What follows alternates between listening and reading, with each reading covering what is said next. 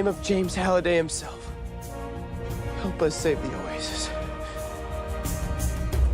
His weapon of choice, a flute. But not just any flute. This instrument held the power to unleash the ether, a pervasive medium once thought to fill the universe. Miller, a physicist by trade, a musician at heart, discovered a harmonic resonance within the ether. He found that his flute, when played with precision, could manipulate this elusive medium.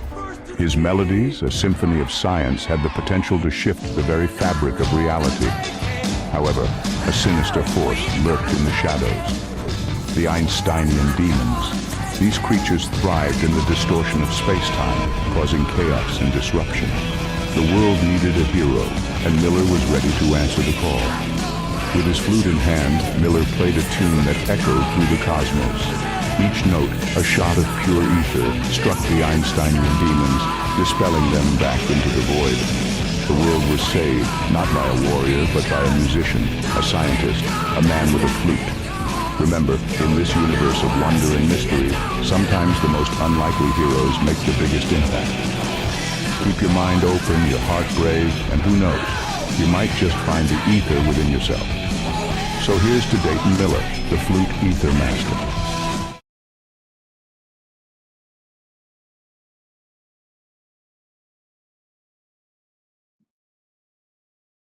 A lot of people here. Everyone showed up all at once. All right, ladies and gentlemen, we are live.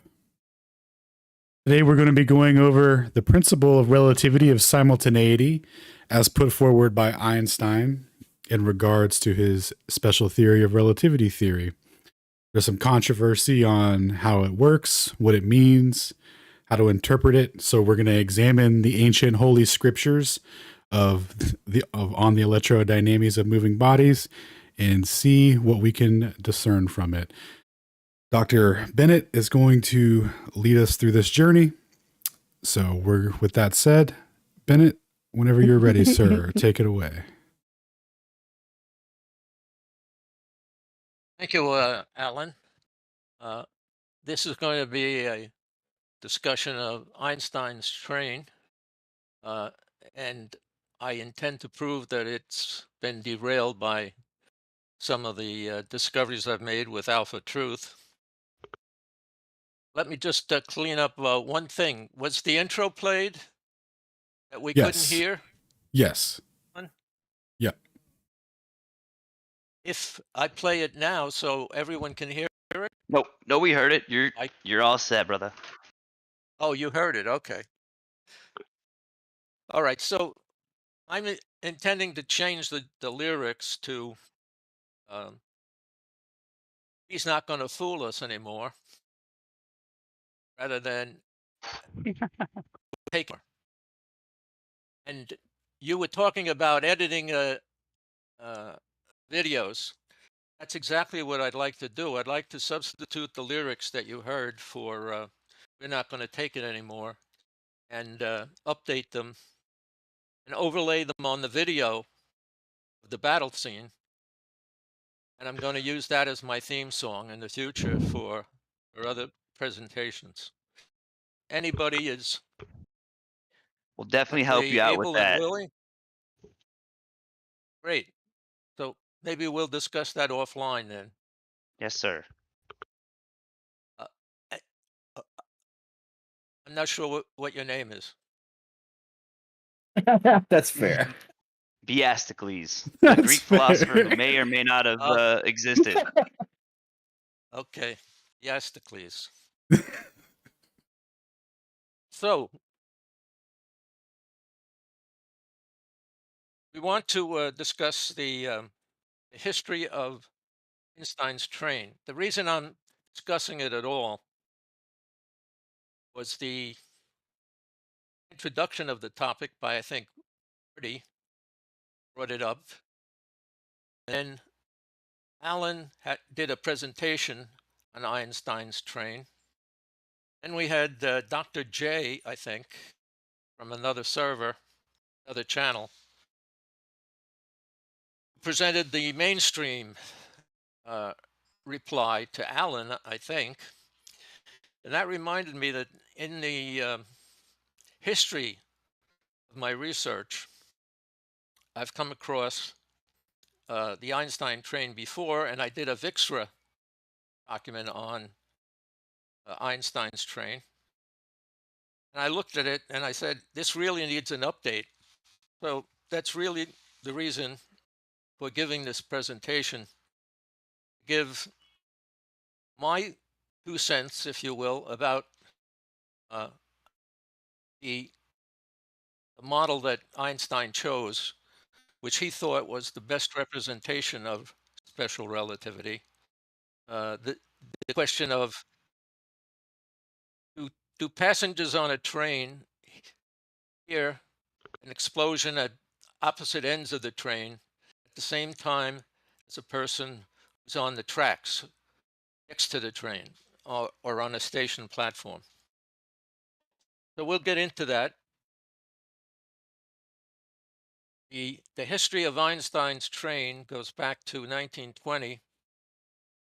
This would be 15 years after he introduced the special relativity document. There was a demand in the 1920s by the general public to understand special relativity. And so he decided that he would publish a book rather than technical documents, which would provide insight into special relativity. And what he chose was the question I just posed about whether persons on a train or on the ground will hear or see rather light arrive simultaneously if it starts off simultaneously at the same time.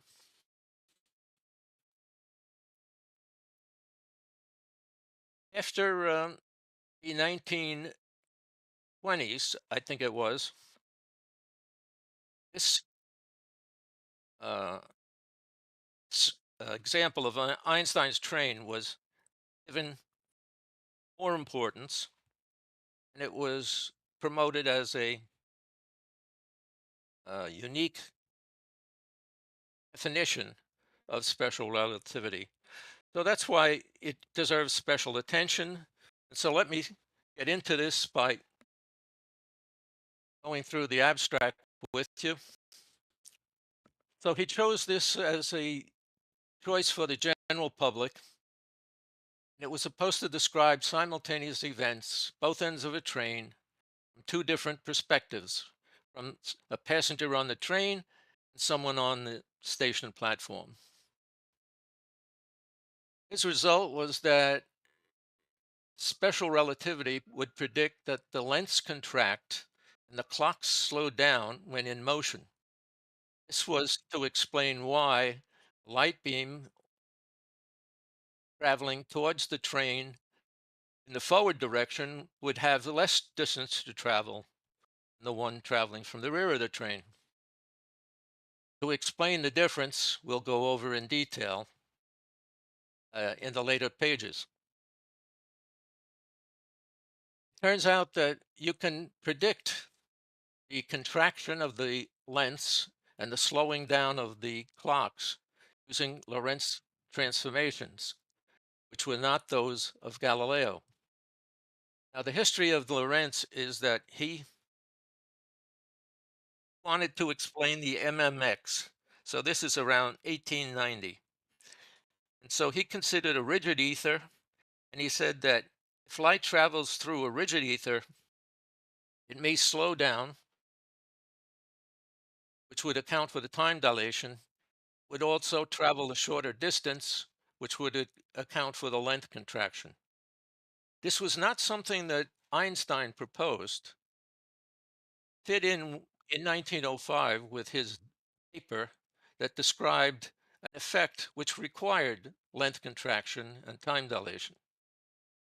So he sort of set the stage. Lorentz transformations were not invented by Einstein, but were produced by Lorentz in an attempt to explain the MMX, the result of the MMX being, as it was claimed, a null result, that there was no ether wind detected, and we'll talk about that later, whether that was a valid effect or not.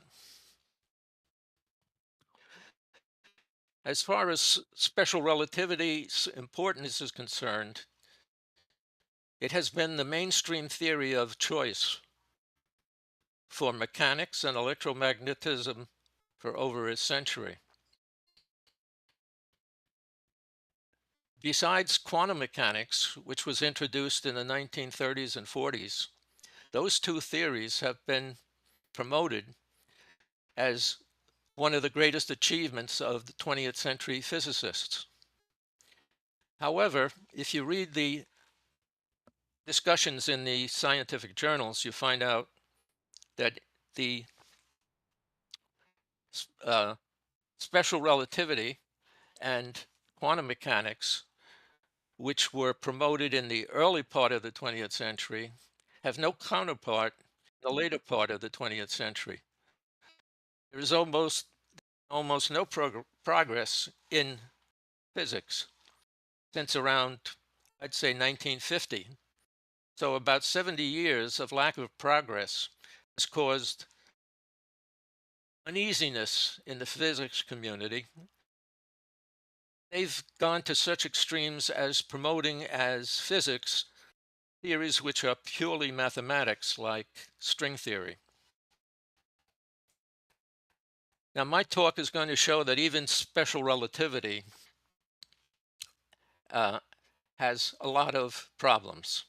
Enough problems, in fact, to destroy it as a viable theory. The analysis that I do here will carefully review the train experiment, which was the choice of Einstein. I'll use the scientific method and classical realism, which is a philosophical choice, which depends on there being a real objective world. And I'll uncover evidence that will cause the shaking of many foundations of modern physics, and in fact, some pillars will collapse. All right, for introduction, the Aether test of MMX in 1886, which was to find the Earth's speed through the rigid Lorentz ether, had an unexpected result. Instead of finding the heliocentric prediction of 30 kilometers per second, Michelson and Morley found an average of about 6 kilometers per second in only 5 sets of data that were taken over 6 weeks. So the data collection was very sketchy, and yet they based that on a declaration that there was, in fact, no ether wind detected, even though the average that they detected was 6 kilometers per second. Now, that's not 30 kilometers per second, which the heliocentric model would predict, but it isn't zero either.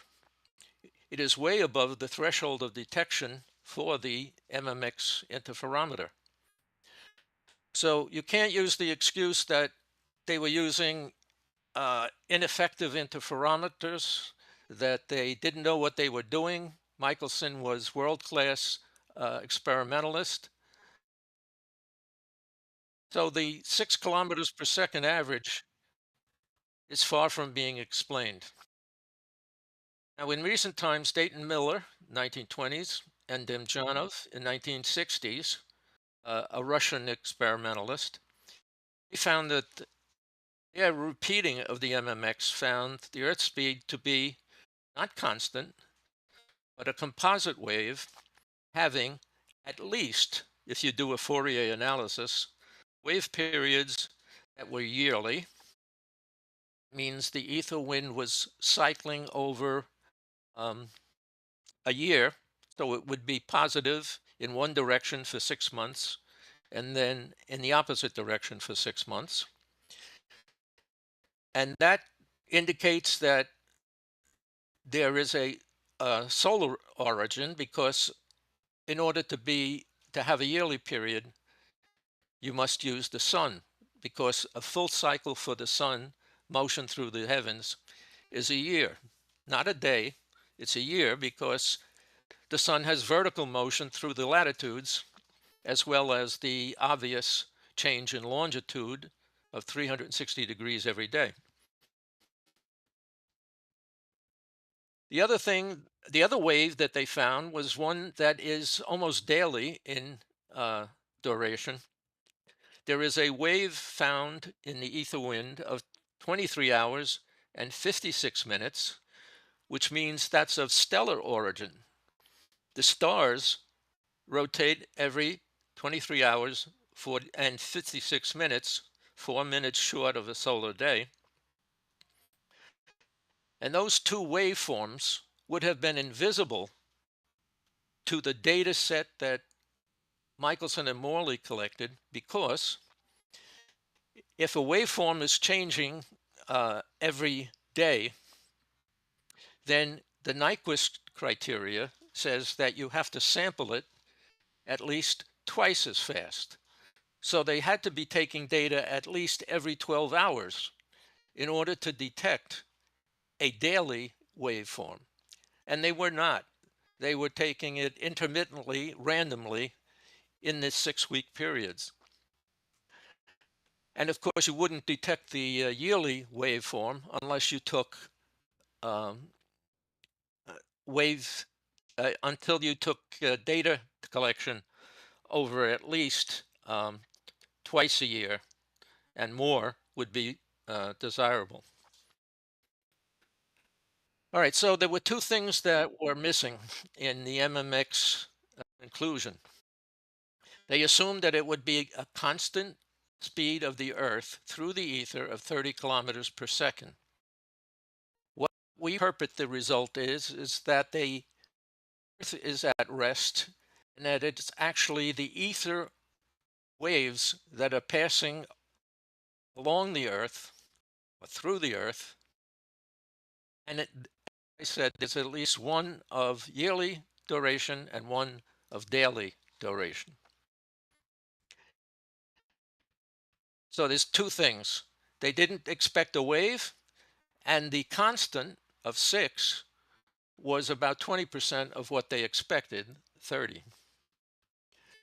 Now, Einstein's theory offered a resolution, but special relativity had many paradoxes. Many of them have not been solved up until today, and we will be examining the logical challenges that the special theory of relativity proposes.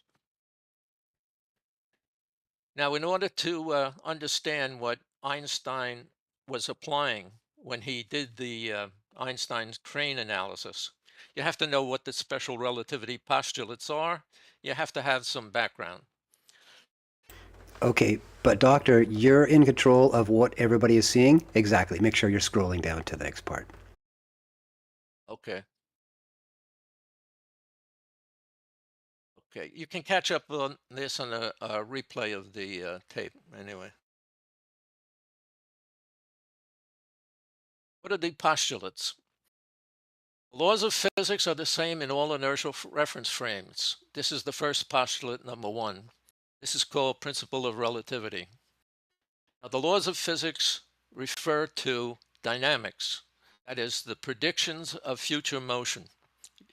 Anything that is used based on energy principles that is applied to predicting the future motion are called laws of physics.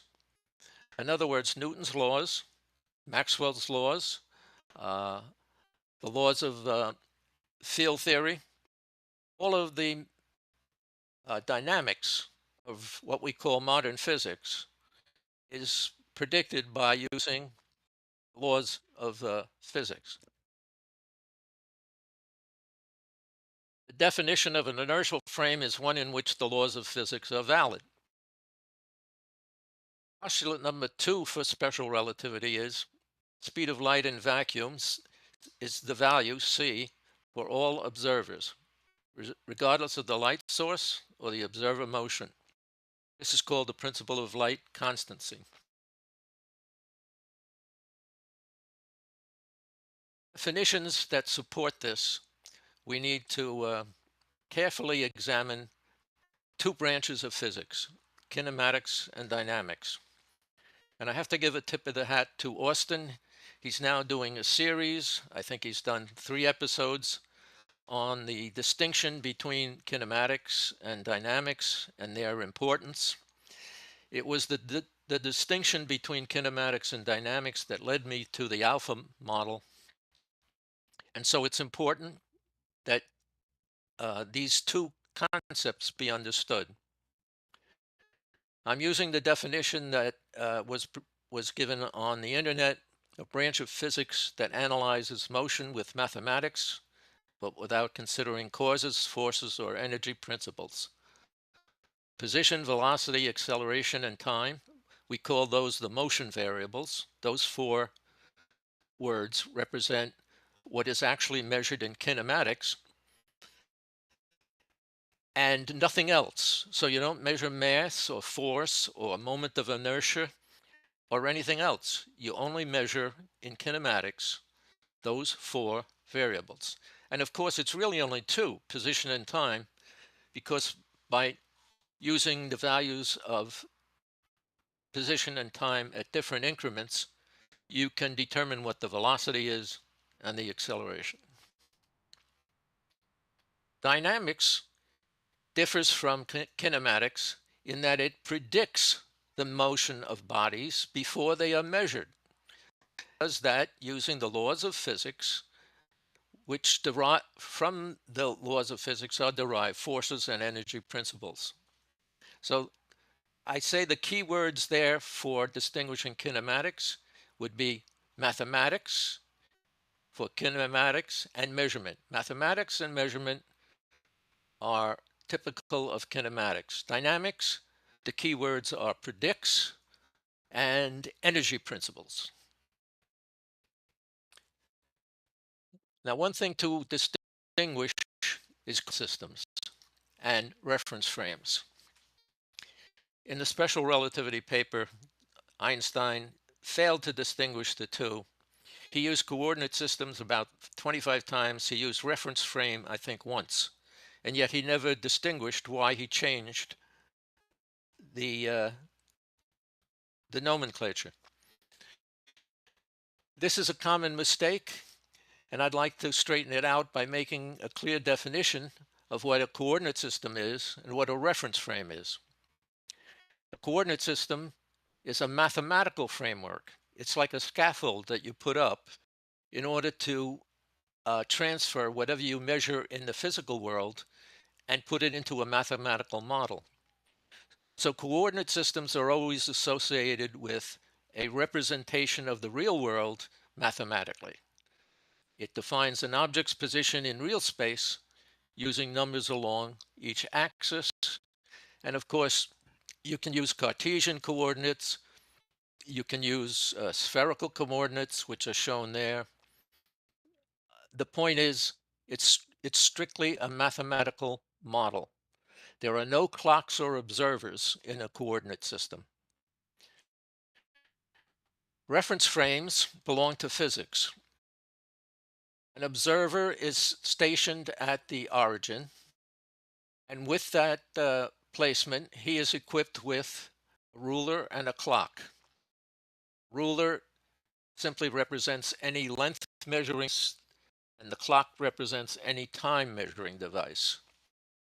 So you think of a reference frame as something that collects measurements using an observer who is at a fixed location in space and uses measurements of time and space in order to determine the motion variables. So that's the difference between the two. As you see in the diagram, the reference frame are more things than the coordinate system. Now, the laws of induction in kinematics are induced or derived from measurements. An example of that would be Kepler's law. Kepler's law were discovered by Kepler, actually using Tycho Brahe's measurements, and he discovered a certain pattern which resulted in three laws. Those three laws were not derived from an energy principle. They did not use what is called Lagrangian techniques, which is an advanced theory in physics, which I won't go into. And those equations of motion are used by being derived from prior measurements. In dynamic laws of physics are equations of motion that are from Newtonian forces or the predictions of the Euler-Lagrange equations. They are based on variational principles applied to an energy model. Again, too advanced to really discuss at this level. And I've already defined inertial reference frame as one in which the laws of dynamics are valid. All right, now let's on to the train example. The train example was first, I think, given in 1917 in a paper that Einstein wrote. Then it was developed in the 1920s in a book that he wrote on general and special relativity. And then finally in around 1930 or 31, further additions were given. The reference that you see in the upper left is the book from which I drew all of the quotes, all of the information for this presentation. And the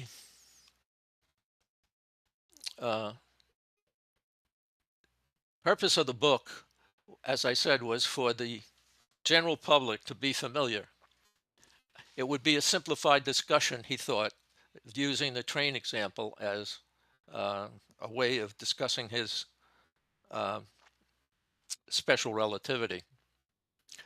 There's a picture of him, which is, I assume, around 1930.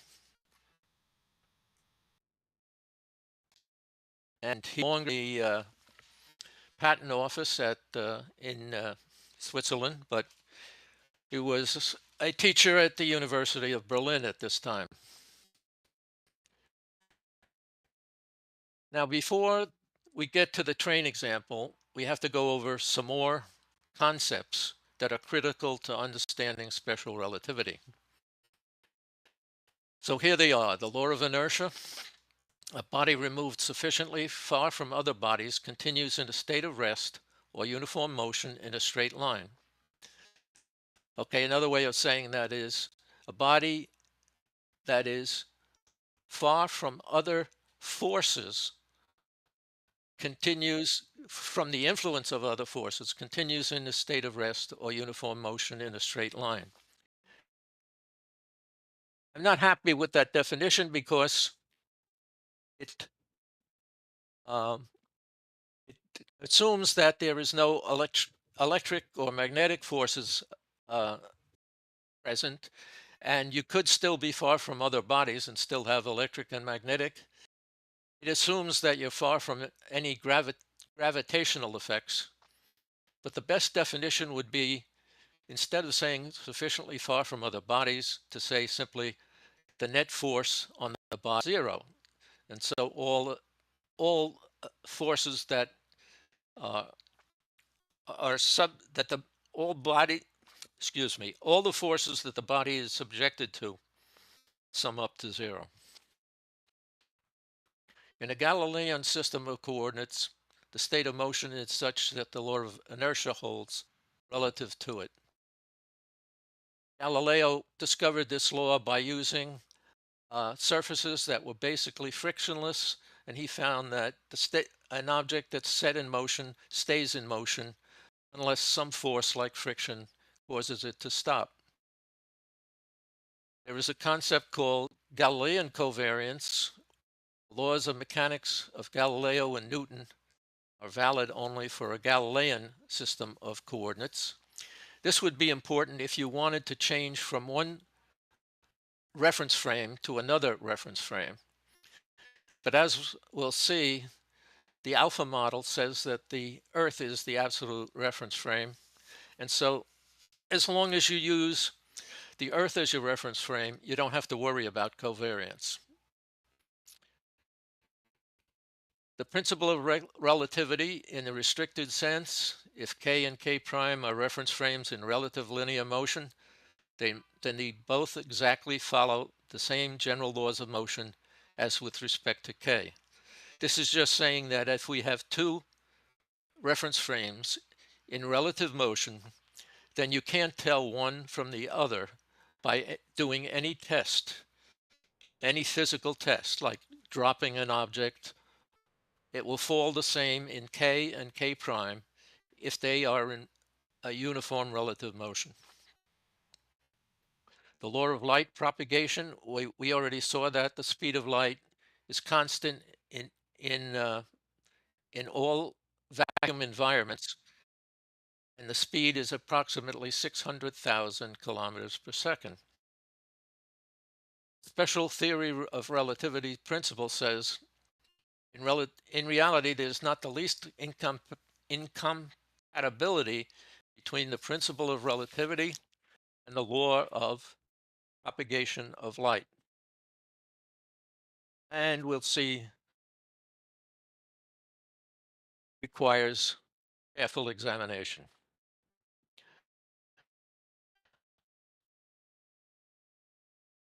The simultaneity definition. In the trained model, light requires the same time to traverse the path A to M as for path B to M. Now, we haven't looked at the model yet, but that's basically the same distance from A to M as for path B to M. So if light requires the same time to travel the same distance, then this definition, which was given by Einstein, defines what simultaneity is. So if we have two light speeds, which are both have the same speed, in other words, two photons having the same speed, and they travel the same distance, they must take the same time to do it. So they will arrive at the same time because they left at the same time and they traveled the same distance at the same speed. So Einstein is using this definition in order to discuss what will happen if two objects are in relative motion.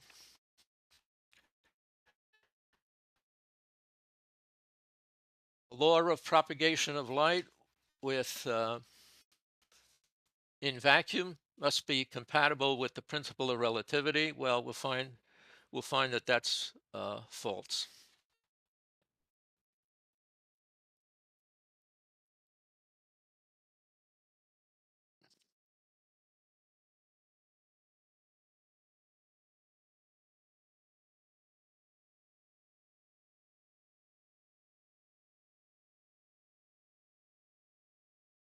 The law of propagation of light in vacuum, it may be compatible with the principle of relativity.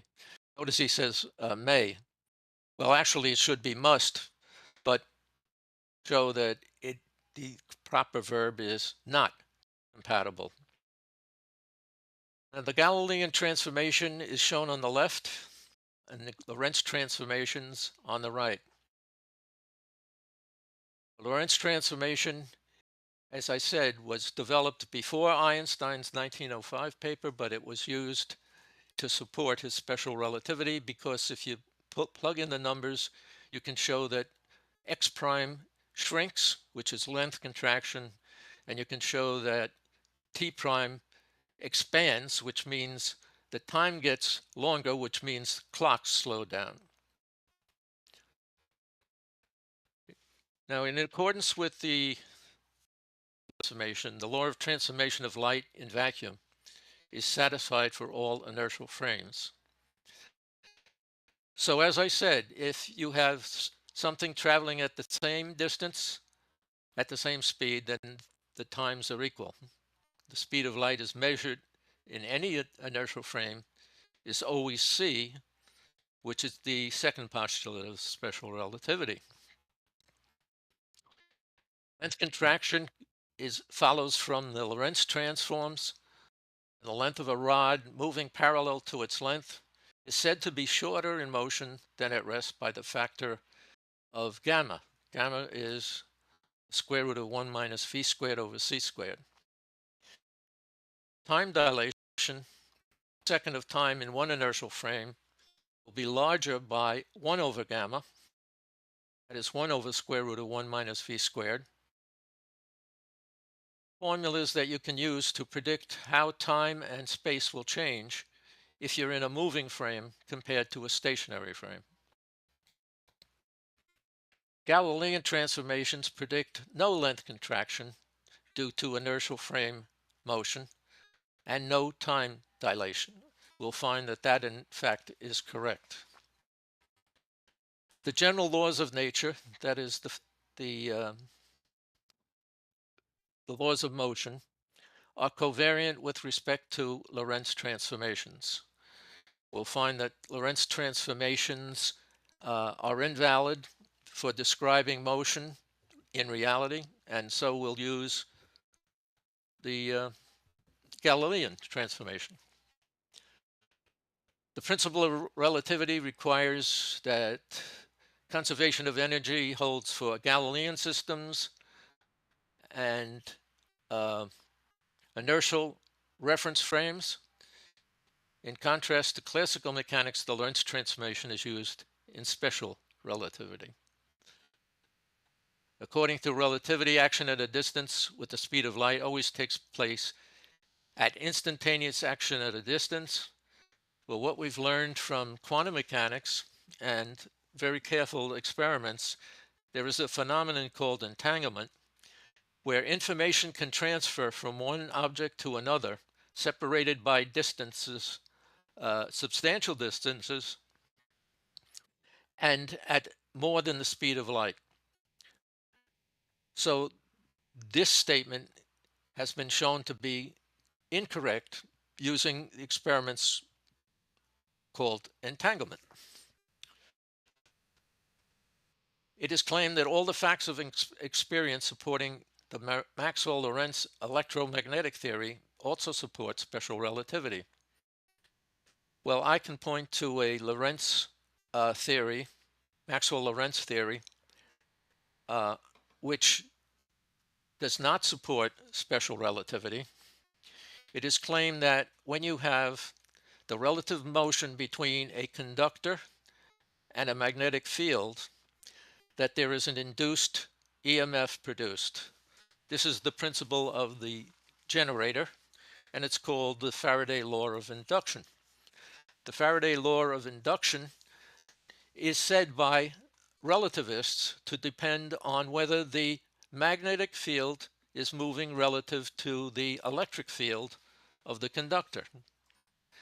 Well, you can set up an experiment where you have two disks, one made of copper, which is a conducting disk, and another one made of magnetized iron, which provides the magnetic field.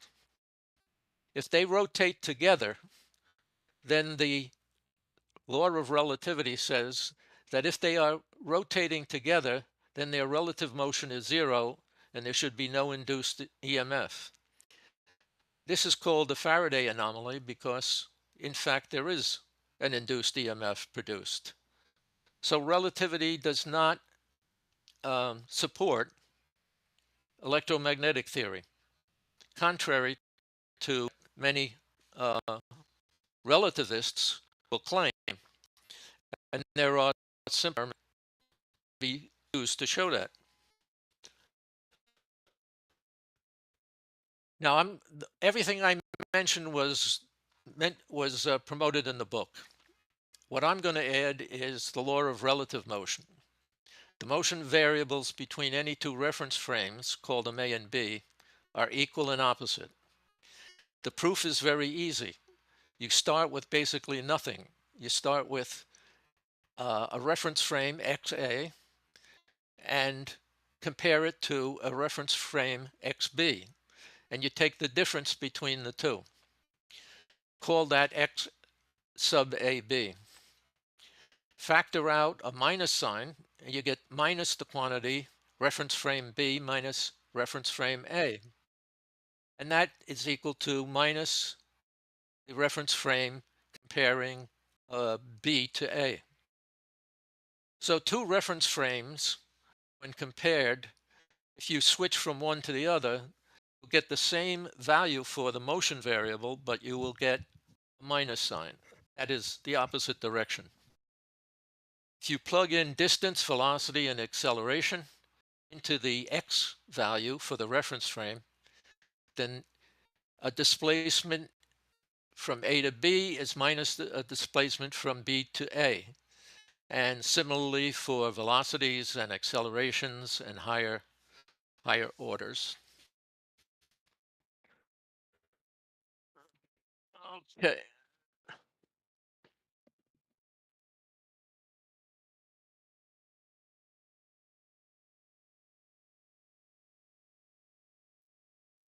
All right.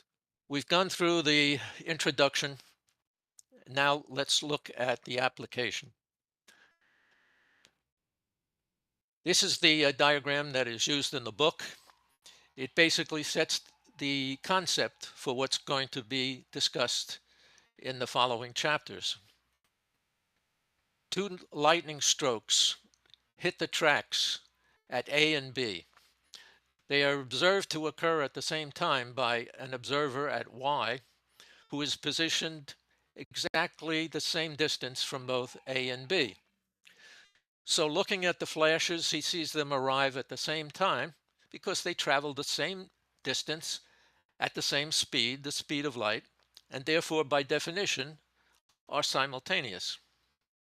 But the question is, suppose the observer is in the train, as you see. When the lightning flashes occur at A and B, the train is in motion towards A. It's the light to travel from B to the train and from A to the train. But in that time, the train is moving to the right, so it will be closer to A than B, as is shown by the dashed outline. So the question is, will the passenger on the train also see the light arriving at the same time, the same way observer Y does? Notice there are two reference frames here. There is the station platform or the ground or the track, or let's call it the lab frame because it represents stationary with respect to the Earth. So any of the things that I mentioned there represent the lab frame. And the other frame will be the train frame, and the observer there will be the train observer. So we want to ask, well, Einstein poses the question, what does the passenger see? Does the light arrive simultaneously on the train compared to the observer? So that's the basic outline. The diagram from the book, and this is this is what I would probably use. Einstein and I probably have the same weakness in drawing diagrams. But this is the diagram from his book. Instead of embankment, we're going to use ground or lab frame. Train we'll use as train frame. The markers along the tracks A and B represent the beginning and the end of the train, the front and rear, and M, of course, represents the middle. When the train passes over A and B, then M and M prime, the middle of the train, will correspond. And so that's the instant in which Einstein is going to analyze this problem.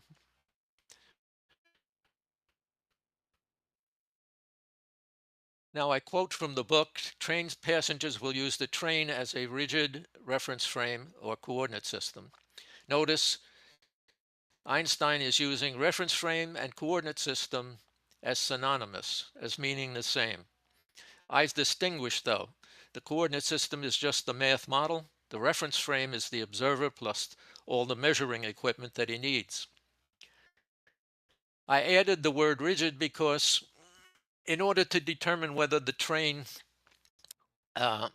moves with all of the parts moving with the same speed, you have to impose the condition that this is a solid object.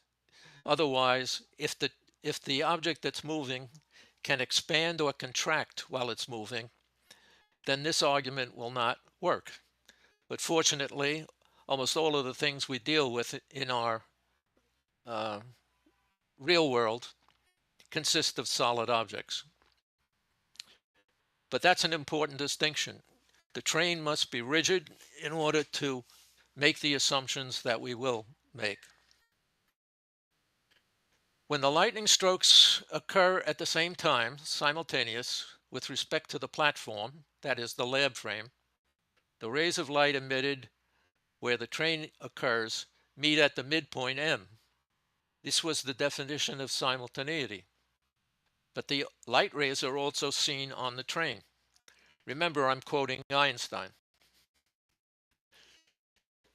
So are the two events, the lightning strokes, occurring at the same time in both the Earth or lab frame and the train reference frame? Einstein admits that it's in the negative. That is, with his application of special relativity, the passenger on the train will not agree that the light beams, that the photons arrived at the same time. His argument is, let M prime be the train's middle. Okay, so M prime, remember, is the middle of the train measured in the train frame. M is the distance between A and B, the middle point, measured on the track. When the lightning flashes occur, M prime and M are aligned. But M prime moves to the right with velocity V, the train's velocity.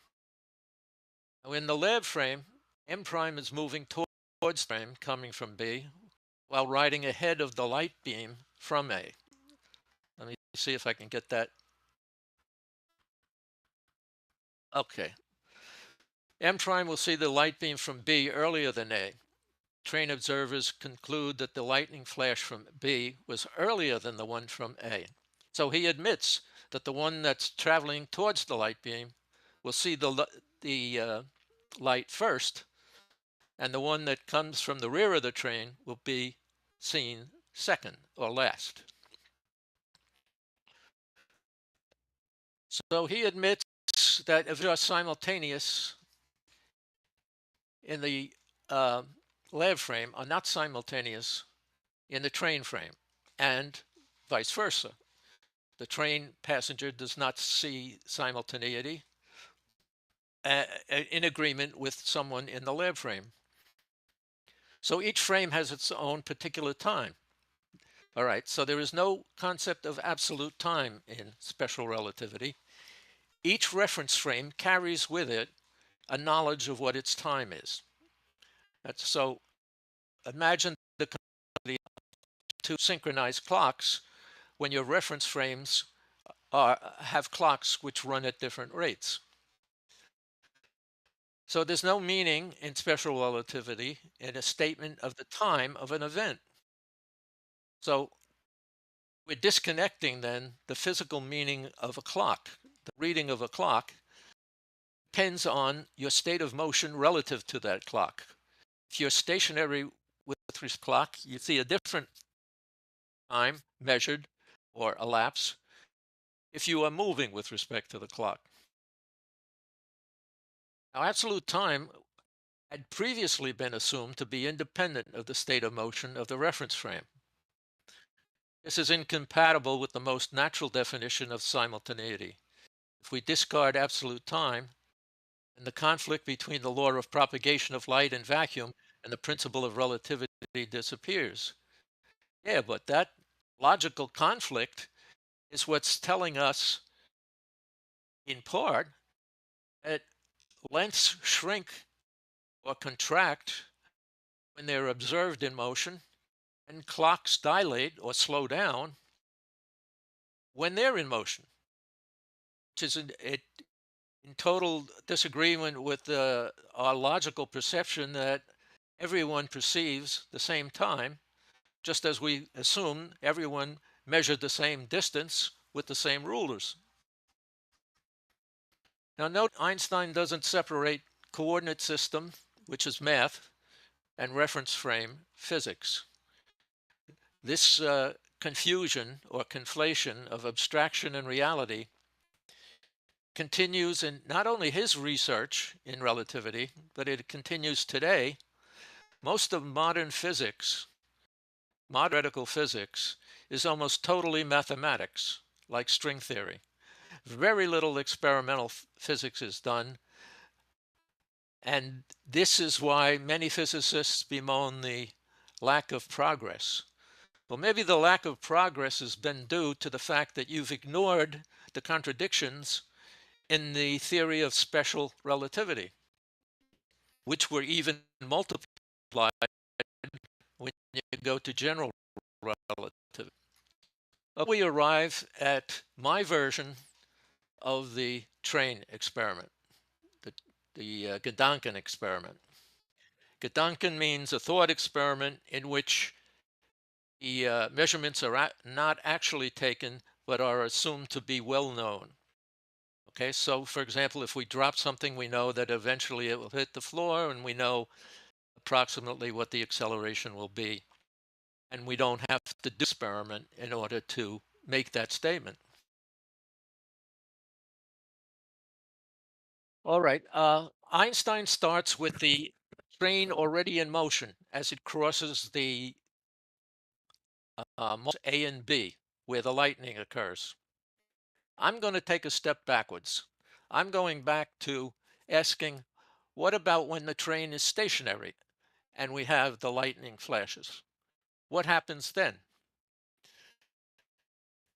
Remember, kinematics is only measurement of motion, and it determines motion by induction. That is, I can use the formulas for distance, time, and speed, and I can use those in different combination because those are all motion variables. So we start with a train not in motion, but at the station. The length of the train is L, and I'll call the speed of light SOL because we're going to allow that to be a variable. If special relativity requires that it be a constant, then we will look at what the consequences are.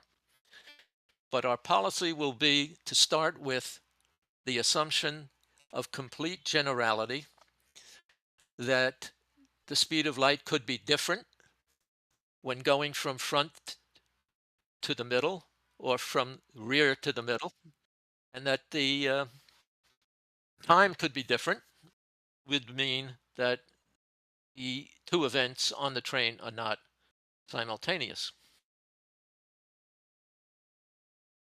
Okay, so the train frame equals the lab frame. For timing, we're going to say when the lightnings flash and hit the tracks, we're going to call that time 0. When the two photon beams reach the middle of the train, M prime, we're going to call that T. So from 0 to T is the elapsed time, path for the light beams. Now remember, we're taking V equals 0.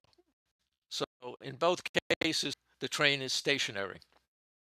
When the lightnings flash, A and B, light that's produced from A travels rear to M prime. That's at B, travels from F to the middle of the train. Let's see if we can, that's simultaneous using math. Notice that Einstein does not use math in his description of the simultaneity experiment. The train at rest implies that the train is in the lab frame. They're both motionless. I'm going to use F and R for the light beam photons from the front and the rear. I'm going to use capital TR and TF for the times for the light beams to go from the ends of the train to the middle. I'm going to use SOL, speed of light, from the rear, and SOLF for the speed of light from the. All right, it's just a question of pure geometry and a little algebra. Length of the train is L, so the middle is at L over 2. AM and BM are therefore the same distance. So are R to M prime and M prime to F. They all represent half lengths train. RM, which is this distance, is equal to the speed of light times the time that it takes for the rear photon to reach the middle. So that's this path right here. Prime is the distance that the light beam from the front takes to reach the middle. And that's the speed of light front times the time taken photon from the front. Now, special relativity says the speed of light from the rear and from the front is both equal to c. So I plug that in. Rm prime and Fm prime are equal. It's these two. They're both equal to half the length, L over 2. For Rm prime, I substitute c times the photon time from the rear, and that must equal c times the photon time from the front. Okay, that's because Rm prime and F prime, M prime are equal. So these two are equal. C, and what do I get? Time for the rear photon to reach the middle is the same as for the front, so I can just call that t. So what does the math tell us? That it is simultaneous. The speed of light is the same for both. When the train and the lab frame are motionless, that results in the same time. So the light beam reaches the middle simultaneously. Didn't say, how do you know it's simultaneous? Well, you could have an observer, of course, but he has to look in two directions at once. You could have a photodetector, which detects the photon and converts it to an electric signal, which feeds into an AND gate. The AND gate will only produce an output if both inputs are present at the same time. So the AND gate will only produce something that is perceived simultaneously. Now you could use that signal to light a light, or to be dramatic, you could say it sets off an explosion. So it's very obvious when the condition of simultaneity is met. But what happens if one photon from one direction doesn't match the arrival of photon from the other direction? Well, then no light is emitted, no signal is emitted from the AND gate, and no explosion occurs. So that's the way you can automate the detection of simultaneity using some technology like that. All right, the definition of simultaneity is light requires the same time to traverse the path from A to M as for path M. T is the same for both light paths, and so simultaneity is valid in special relativity when the reference frames are motionless. Remember, I only proved this for stationary train, stationary at the station relative to the ground.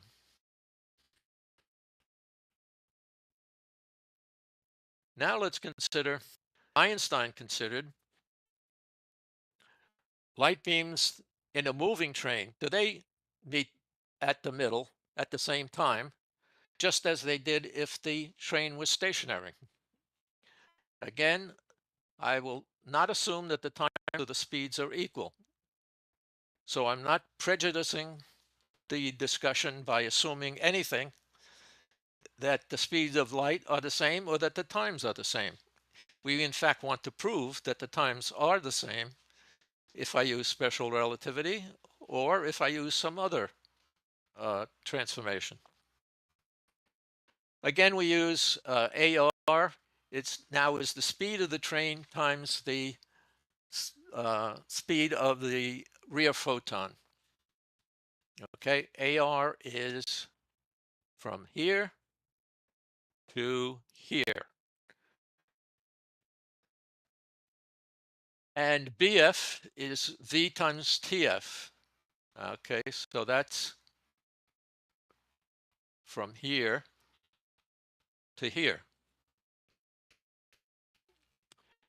It's a rigid body, so AR EF, that is, the back of the train must move the same distance as the front of the train. In fact, all parts of the train must move the same distance. What distance? AR or BF. Now, if you set these two equal, since V is the, you get TR equals TF equals T. So I can use the same time for both the front and back photons, just as I did when the train was stationary. Now we have the real light beam. The distance from A to M, AM prime, that's this distance, is equal to AR, this distance, plus RM prime, which is this distance. Okay, so from here to here, AR to R to M prime. AR is V times T, and RM prime is half of the train, L over 2. That must be equal to AM prime. AM prime is the rear photon speed times T. Okay, so that's this. This what I'm pointing to now. The front light beam, I'm sorry, I was pointing to the wrong one. This is the rear photon. Speed of light for the rear photon. BM prime, that's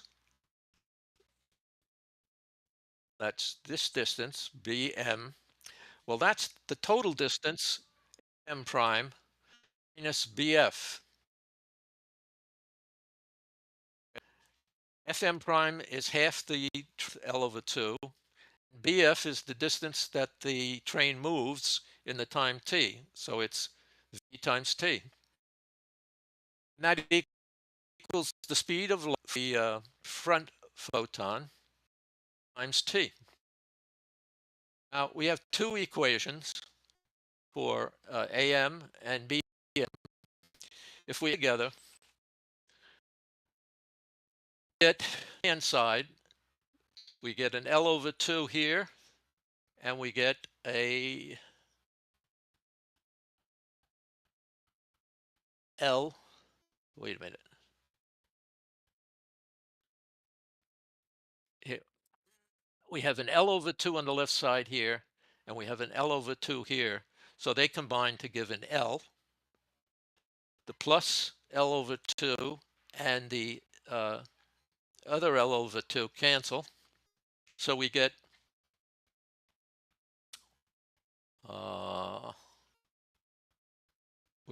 SOLR, which is the speed of the rear photon times t, and we add the speed of the front photon times t, which is adding the right-hand side of both of these equations. And then if you solve for t, you get L over the sum of the two photon speeds, from the front and the back. Now, if you subtract the two equations, you'll get on the left side, you'll get v times t minus v times t, so that cancels out. No, it doesn't. V times t minus a minus vt add together, and that gives you 2 times vt. The L over 2 and the L over 2, they cancel on both sides. And then the speed of light on the right-hand side for the right photon is has subtracted the speed of light from the front. So the speed of light, photon from the right minus the photon from the left, or the front, is equal to 2v. These two important equations now tell us that if we plug in the speed of light equals c, which is the speed of light postulate 2, and it's always true, remember, if we plug that in, we get a contradiction. If the speed of light is in vision, then speed of light r minus speed of light f is equal to 0. You get c minus c equals 0, which means v itself must be 0.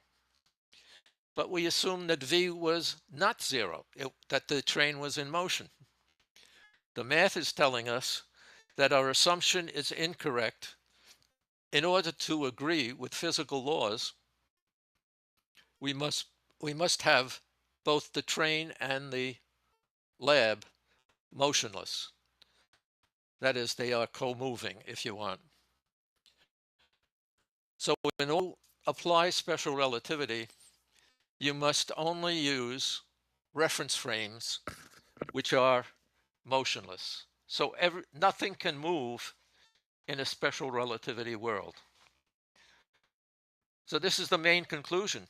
This is saying through the math, special relativity does not hold in dynamics. This is really a problem in statics. If the train and the lab are motionless, then there's no need for measuring motion because you can't apply special relativity or any reference frames that are in relative motion. So Big Al says this is no problem. Lab frame observers see the clocks slow down and the rulers shrink. Well, for most normal people thinking logically, this is nonsense. We never see clocks slow down or rulers shrink. Now, they would reply that that's because only at high speeds do you see this length contraction and time dilation. But the math is telling us in all situations, no matter what the speed is, it has to be 0 in order for the speed of light to be constant in both directions. Now, the alpha model, which means the absolute lab frame and fluid ether, it says the train must be at rest in order for this situation to be true. It doesn't mean that we can't solve it. It just means that we can't use constant speed of light for C.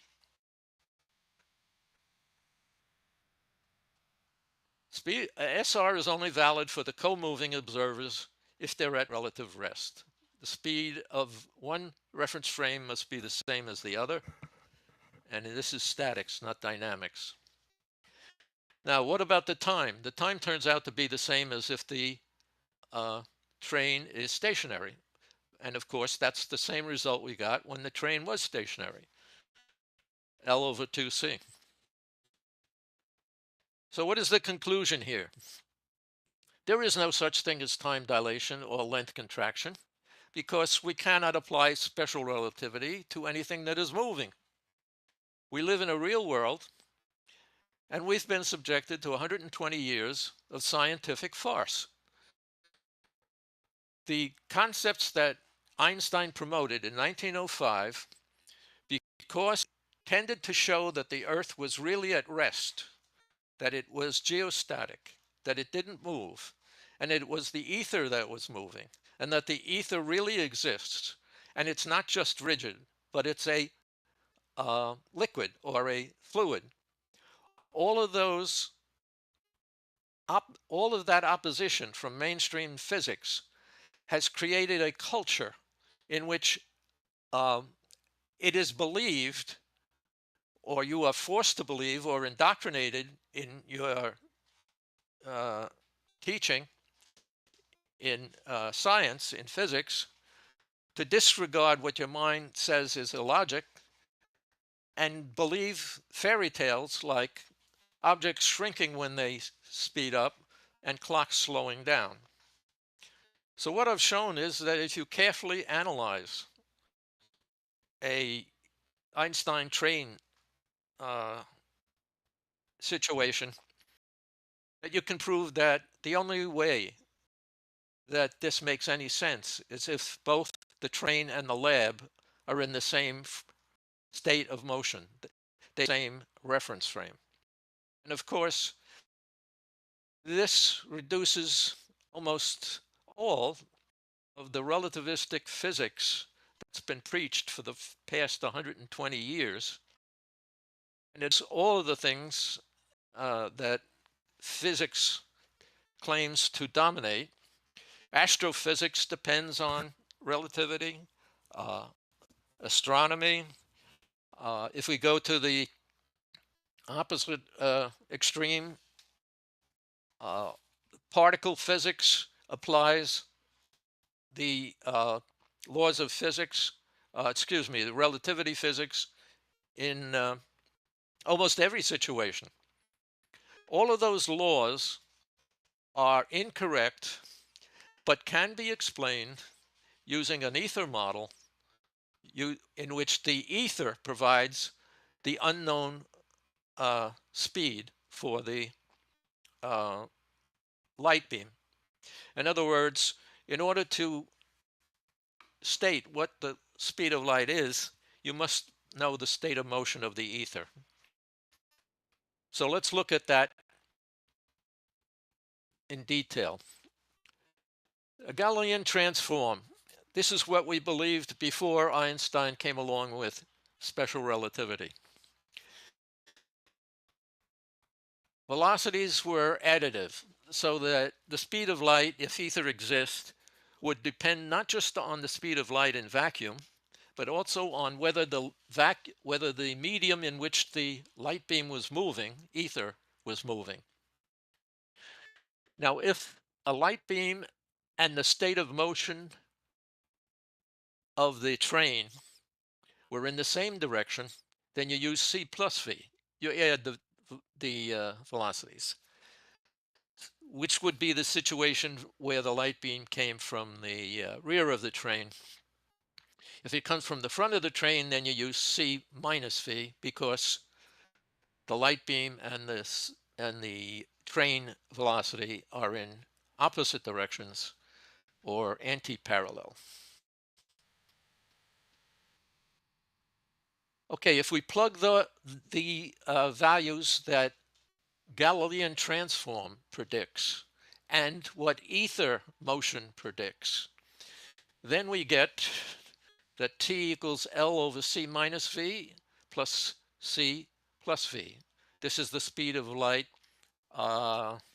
against the speed of light, and this is the speed of light against the speed of the photon. You add those together, the v's cancel, and you get L over 2c, and guess what? That's exactly the time that you would measure if the train and the lab were stationary. In other words, you predict the same time for the light beam to go from the front or rear of the train if you use Galilean transforms and ether wind to justify the velocity. You can predict that you will see the light simultaneously if you're a passenger on the train. So now we have consistency. That's what the green check means. We now have a consistent theory, Galilean transforms plus ether wind, which will do away with length contraction and time dilation and will correctly predict the motion of objects when moving relative to each other. There is one more thing to clean up. Suppose you're on the train and you want to take measurements from the perspective of the passenger on the train. So as the diagram shows, now have is a passenger looking out the window. What he sees, it's not, the scene is moving to the right in the lab frame. What he sees is the tracks moving to the left from his perspective. So looking out the window, you see the A, M, and B moving to the left. But the diagram is exactly the same geometrically. The only thing that's different is the direction of the arrows changed reference frames. So the direction of the arrows changes, the direction of the velocity changes when you change from one reference frame to the other. So this saves me a lot of work. Vectors are reversed. So in accordance with the law of relative motion, the speed of the train with respect to the lab is the negative of the speed of the lab with respect to the train. The distances are the same, so the conclusions are the same. These are the same equations that I got when I looked at the lab frame perspective. So the Galilean transformation is valid for relativity. And so when I say relativity, I mean Galilean relativity, special relativity, and its derivative, general relativity, are both falsified by a simple experiment like this, which Einstein thought he was using to prove general relativity valid. But as we see, if we think clearly and logically, we can show that a special relativity applies as if everything is motionless. Now notice everything I did here was based on kinematics, okay? We only did measurements using rulers and clocks, okay? We didn't use forces, we didn't use energy, we didn't apply any laws of physics. We only said that distance equals velocity times time, and we solved everything using that basic formula. So the math was applied to the measurements of motion. No laws of physics that were derived from energy principles in dynamics were invoked. Okay, so even for kinematics, special relativity is invalid. However, let me put in a plug for the alpha model. Let's look at the train analysis using dynamics. That is, we will use the law of physics to predict the future motion of the train. And we will use it based on energy principles. So we're going to analyze the train model dynamically by computing the total energy, a constant law of physics in both frames of reference. Now, is this a law of physics? The conservation law of physics? Conservation of energy? Certainly is. Okay, it's one of the major pillars of physical laws. So we're going to look at total energy in what? The train frame and the lab frame. Okay, and we're going to call the platform, tracks, ground, earth. We're going to call any of those which are equivalent the lab frame. Now, what is the total energy? The formula is kinetic energy plus potential energy. In this case, the kinetic energy for a mass like the train is m times the speed of the train squared over 2. And the potential energy is mgh, which is an abbreviation for the potential energy, which is valid for distances close to the Earth's surface. So h is the distance above the reference frame, the reference line. Now, it really doesn't matter because we're going to consider that the train is on level tracks. So there's no change in gravitational potential energy. There's no change in height. So there's not going to be any change in the potential energy, but there might be change in the kinetic energy. In the lab frame, the total energy is just kinetic energy of train. MTR is the mass of the train divided by 2 times the speed of the train squared. Now, experiments validate that this is correct. So if you do experiments like convert kinetic energy into heat and measure the amount of heat energy, the prediction for the heat energy is derived from conservation of energy. So that proves that the original energy in this form, v squared over 2, that's a valid form for the kinetic energy. Now that's the lab frame. And the train reference frame, the total energy is the kinetic energy of the lab. Now, what is the mass that I should plug into this? Remember, we're on the train and we see the tracks moving. We also see the station platform moving. We also see everything in the background moving. In other words, we see the whole Earth moving. So the correct mass that we should plug into this equation is the mass of the Earth. So the mass of the Earth times the speed of the Earth squared, and again, that's minus the speed in the lab because of the law of relative motion. Okay, so relative to a train observer, not just the platform or tracks are moving, but the entire Earth. Now, if total energy is conserved, these two values should be the same. The total energy in the Earth frame, in the lab frame, should be the same as in the train frame. So we set the kinetic energy equal. We observe that the speeds are equal, so they cancel out. The 2's cancel out. So we're left with the mass of the train must equal the mass of the Earth. A conclusion which is clearly false, invalid. The mass of the Earth is incredibly larger than the mass of the train. So what has gone wrong here is that I've assumed that in dynamics that I could use the train frame rather than the lab frame to calculate the total energy. Now, we've analyzed Newton's bucket before, and we found out this is exactly what happened in Newton's bucket. When Newton observed the bucket moving and calculated the centrifugal force, he didn't calculate the energy, he calculated the centrifugal force. He found that it predicted that there would be a vortex form, that there would be a centrifugal force. But someone on the bucketeer, observing that the water is co-moving with him and therefore at rest, would predict that there is no speed of rotation and therefore centrifugal force is 0. But it isn't, because he also observes the same thing, that the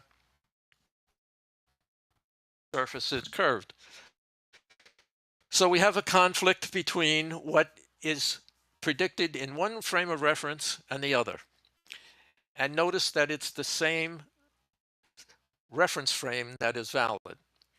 It is the lab frame that correctly predicts what the energy of the train is, but the train frame does not correctly predict the same energy when viewed, when you view the Earth from the train. So this just reinforces the alpha model. Again, we see an example of absolute lab frame. In dynamics, you must use the lab frame to calculate any law of physics, not just conservation of energy, not just centrifugal force, but any law that's based on the energy principle called the Lagrangian.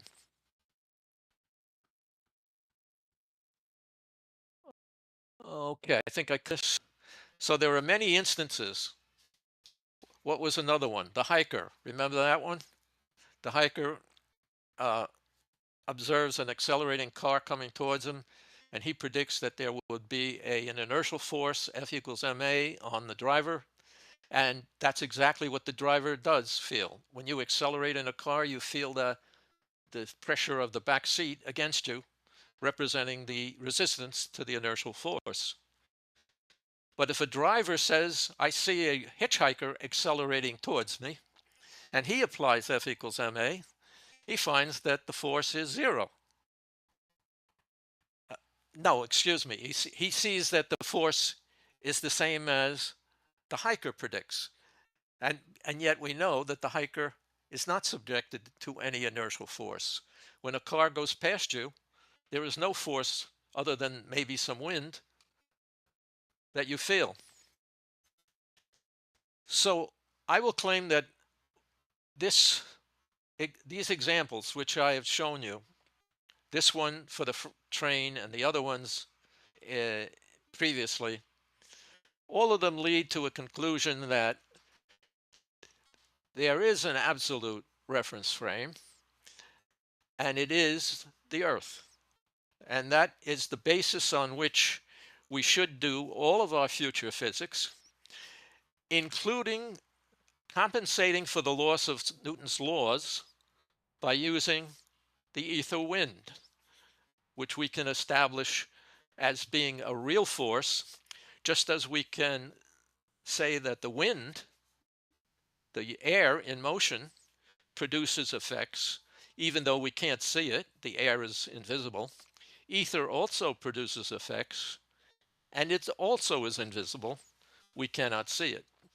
So we can use the same principles to use absolute lab frame and a fluid ether to replace the sacred laws of physics by alpha model.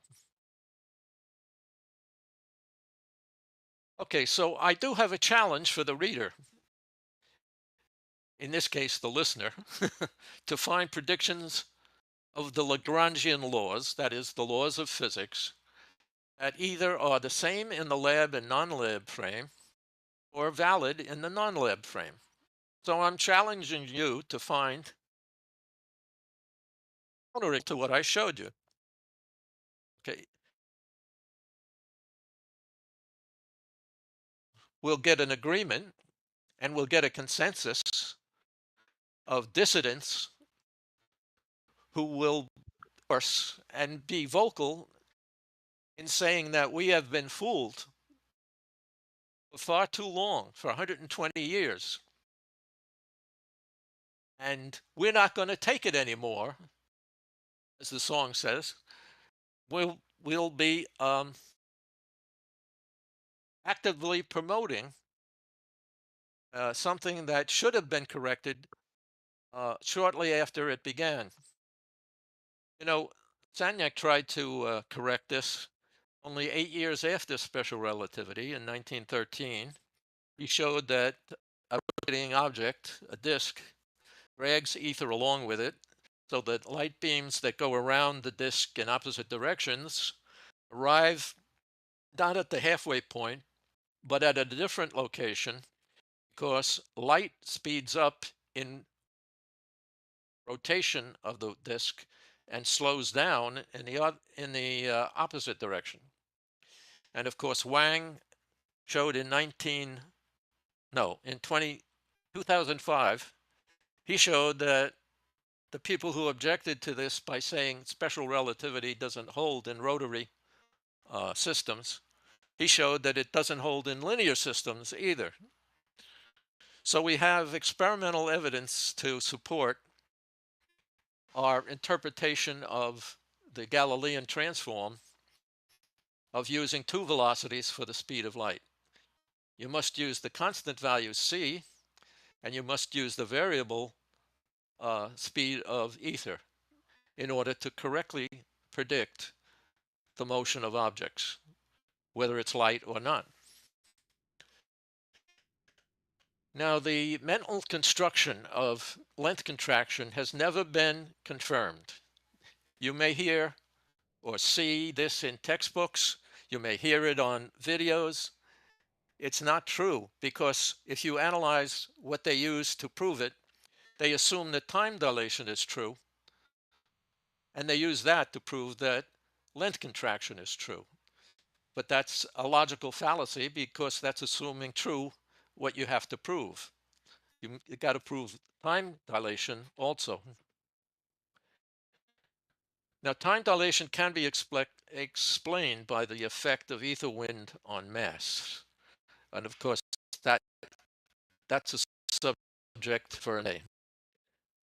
Now, what is the summary of this analysis? Well, special relativity postulate 2 has been shown to be invalid for any relative motion if v does not equal 0. Postulate number 1 is invalid since I have shown that the energy-derived laws of physics are only valid in the lab frame. If you recall, postulate 1 says all inertial frames are equivalent. Well, no, they're not, because a train moving at constant speed is an inertial frame in Einstein's definition relative to the Earth. And yet we've proven that they are not equivalent in dynamics. Now let's go over the special relativity principles and rehash them. Let's see what we've discovered with the train example, of how that affects some of the statements that were made about special relativity. Galilean covariance. Laws of mechanics of Galileo and Newton are valid only for a Galilean system of coordinates. Oh, that's false. The laws of the laws of EM are also valid in Galilean reference frames if the ether motion of the lab frame is included. The principle of relativity, special relativity, that's false. The laws of motion, that is energy conservation, as we saw in the example, are not valid in the train reference frame. So the principle of relativity, which is the first postulate, is not valid. The law of light propagation, speed of light is constant at c. That's postulate 2. That's false because we showed that speed of light is c plus or minus v, where v represents ether wind. And the references for that are Sagnac, Dufour-Prunière, I think in 1945, 48, around there, and Ruyen Wang. The special relativity principle says, in reality, there is not the least incompatibility between the principle of relativity and the law of propagation of light. Well, both of those have been shown to be false. See the above.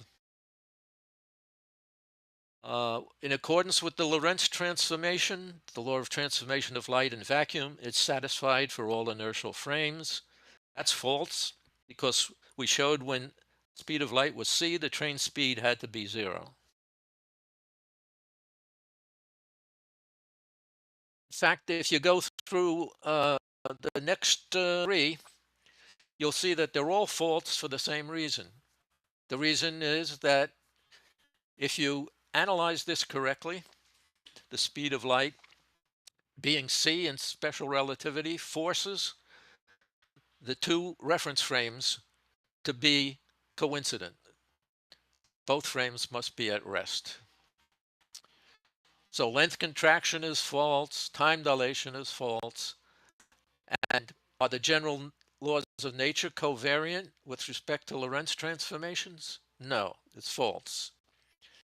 And conservation of energy was true for the lab frame, but not for the train frame.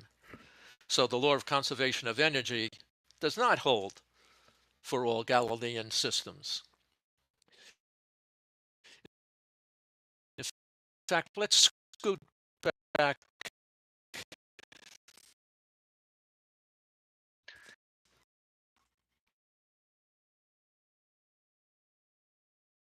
Let's see, to the Galilean comparison of Galilean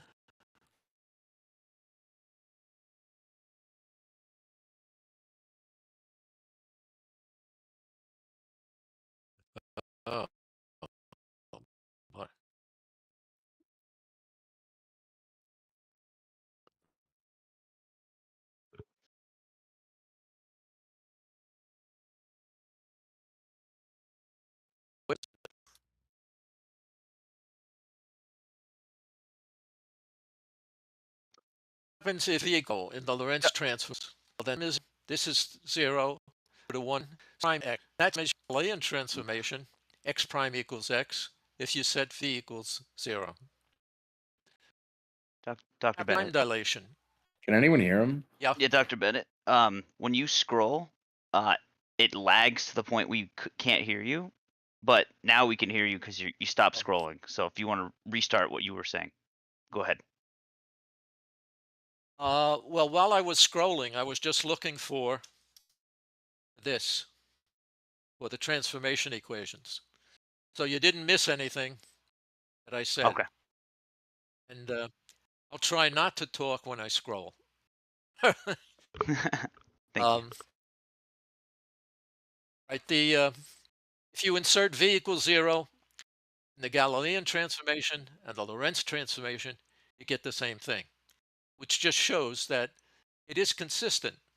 Transforms are only consistent if V equals 0, which means, in fact, that the Galilean transformation is correct because that includes V being the ether wind, the motion of the ether. Okay, I'm going to go back, scroll back down. Gotcha.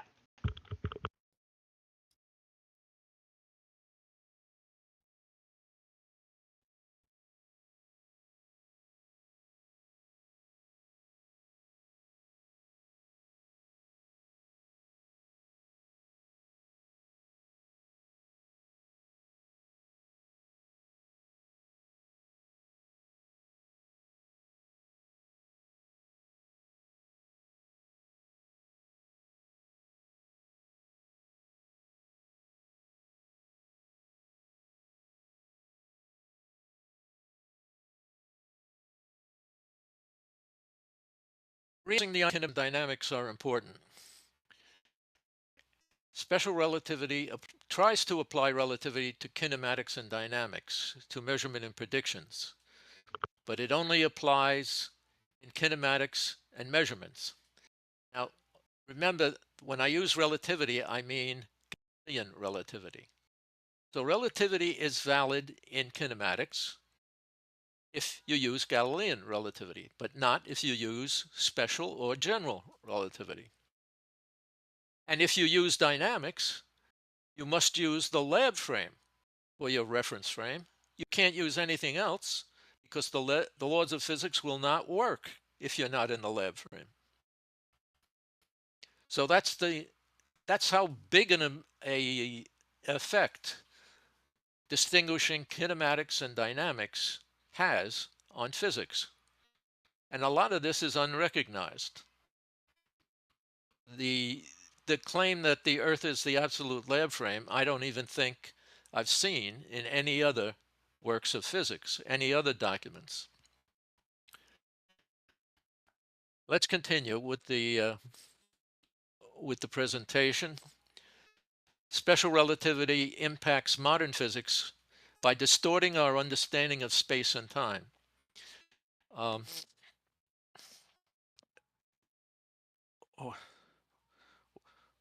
There was a space-time model that was proposed in which time would be a fourth dimension. C times T would be the fourth dimension. What we see in this analysis of special relativity versus the alpha model, that there are only 3 dimensions that we need to be concerned with. Time is a parameter which labels each frame of space, so that as time progresses on a clock, you can actually label each 3-dimensional space with a number and call that number the time. And in that way, you can parameterize the motion of objects in 3-dimensional space. The word I was searching for was Minkowski. Minkowski was the one who introduced space and time interval. So there's no need to use space and time if you use an ether-based model and you recognize that the Earth is the dynamic absolute frame of reference. Now, Einstein makes claim that, or his devoted disciples claim that he was the first one to say that E equals mc squared. But it was known before 1905. I think, if I'm correct, I think Alan has done a presentation which included discussing what was the of E equals mc squared. So he's covered this pretty well. And it's known that although relativists claim this for Einstein, he actually postdated the discovery.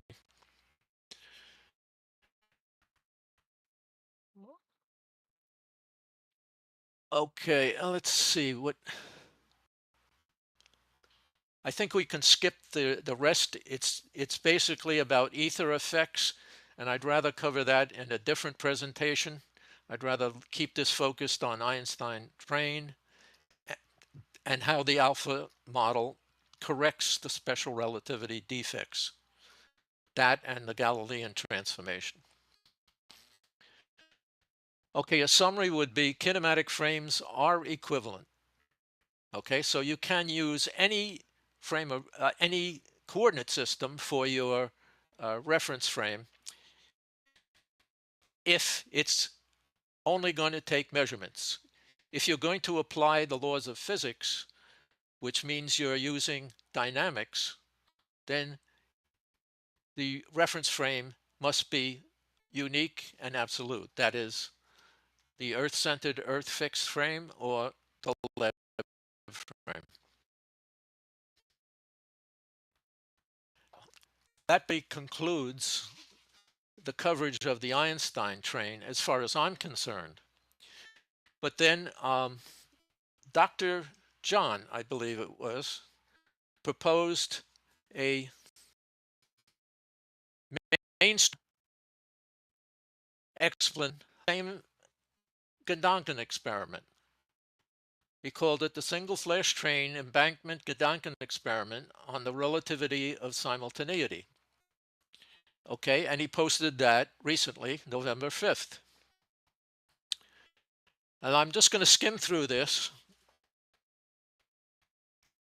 This is the diagram presented first, and it shows that the train is already in motion, and this A is about to pass, who's on the train, will pass someone on the tracks, Carol. And all of the numerical values are given so that you can calculate the distances and times and so on. But instead of doing that, or doing it algebraically as I did, so that it's true for every value of, for every number, not just the ones in the diagram, Dr. John puts this as a quiz. So he teaches the Einstein train by saying, here's moving speed of 1/2 the speed of light, and gives all the dimensions that you need, and then says, do the quiz. This is an example, I guess, of teaching by asking the students to do their own teaching. Normally you would have someone present the theory and then apply the theory, but here we have the work being done by the students in order to fill in this. It's also a mystery to me if he's going to use simultaneity, how we can check times between Carol's and Alice's wristwatch. They seem to be in different time zones. One says 1 o'clock, the other says 2.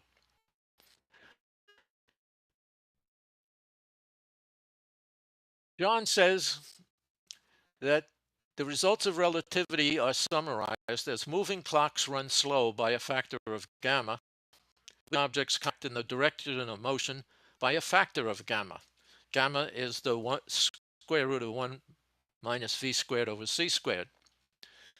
But what have we proven in our example? We've proven that v equals 0 in special relativity, so gamma is 1.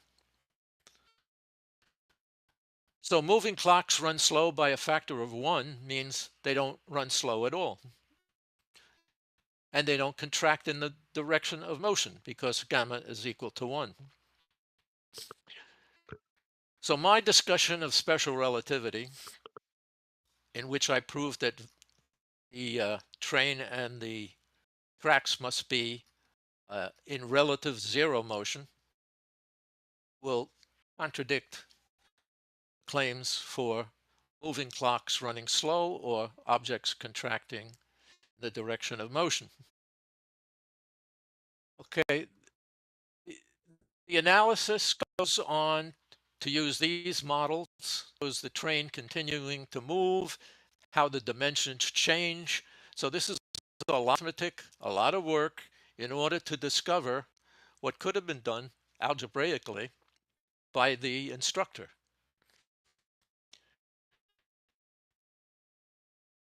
What's presented then is,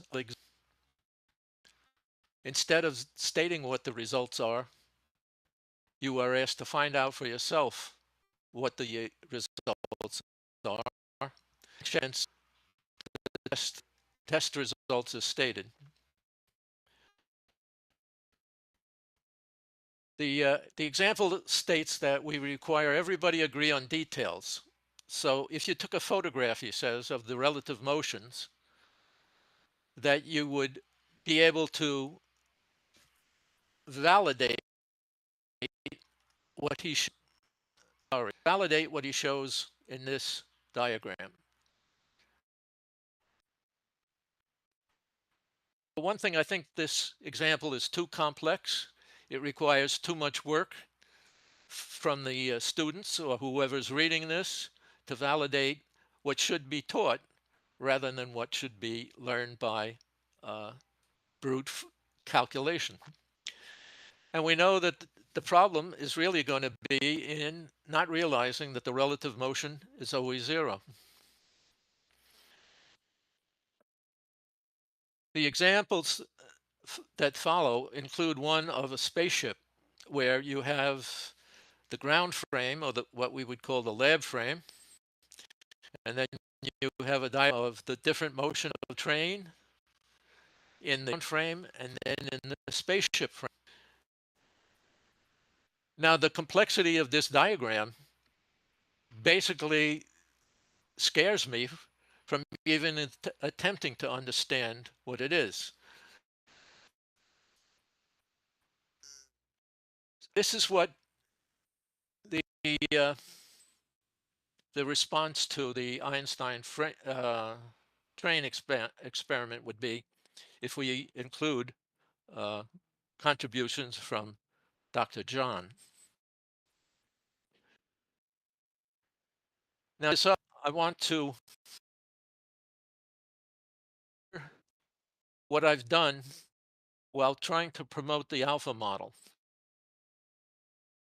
I took Newton's bucket as an example. I wrote up an explanation of how it's explained with absolute frame of reference, which is Newton's answer to the bucket problem. Ernst Mach used the inertial forces exerted by the rest of the universe as his explanation for why the bucket frame did not agree with the lab frame calculations using the laws of physics. So I explained that, and then I offered the alpha model briefly and showed that basically what I showed here, but I did a train model. So I basically said, what is wrong with my alpha model in explaining Newton's bucket? Other people have tried to explain it. Newton was partially correct because he said it was an absolute lab frame, but he didn't say it was the Earth. And Ernst Mach said that it's the rest of the universe that's causing it. Well, I would say it's the Earth that's causing it, not the rest of the universe. So he was partially correct. Anyway, I sent this letter out, to the high priests of the special relativity religion in order to get their comments. I got no responses at all. To those that I sent it to, you may identify some of them. You may be familiar with some of them. The one in the upper right, Brian Keating, he makes the claim on his website that he's open to all inquiries about physics. He's very greatly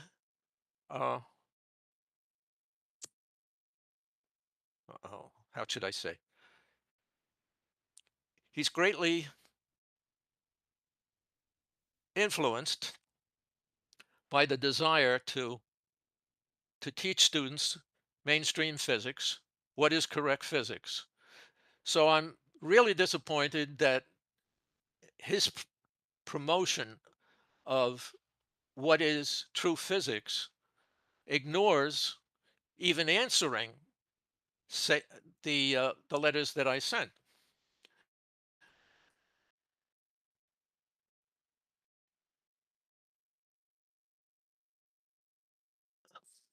So that's me to final of the presentation. Many years ago, 6 or 7, I was on a blog and I issued an alpha challenge. I had the alpha model pretty much set in my mind, and I presented it on the blog, and I challenged anyone who read this to disprove it. And I didn't get any answers, but again, this was in the remote corners of the cyberspace. There was probably no one who viewed this. If only accidentally would they come upon it. But I'm getting frustrated now because no one will refute the alpha model. Nobody will even attempt to refute it. So I'm tempted to issue a alpha challenge to everyone.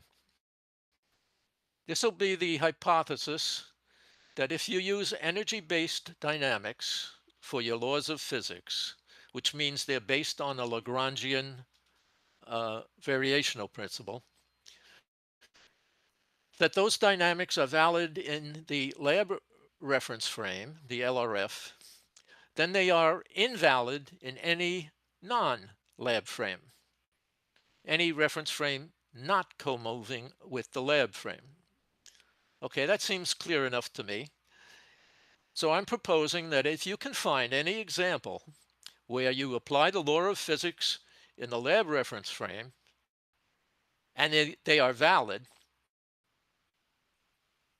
and prove that they are also valid in a non-lab frame, then you would disprove my challenge, because I'm saying that all non-lab frames will not produce the laws, the proper lab's motion, the proper motion.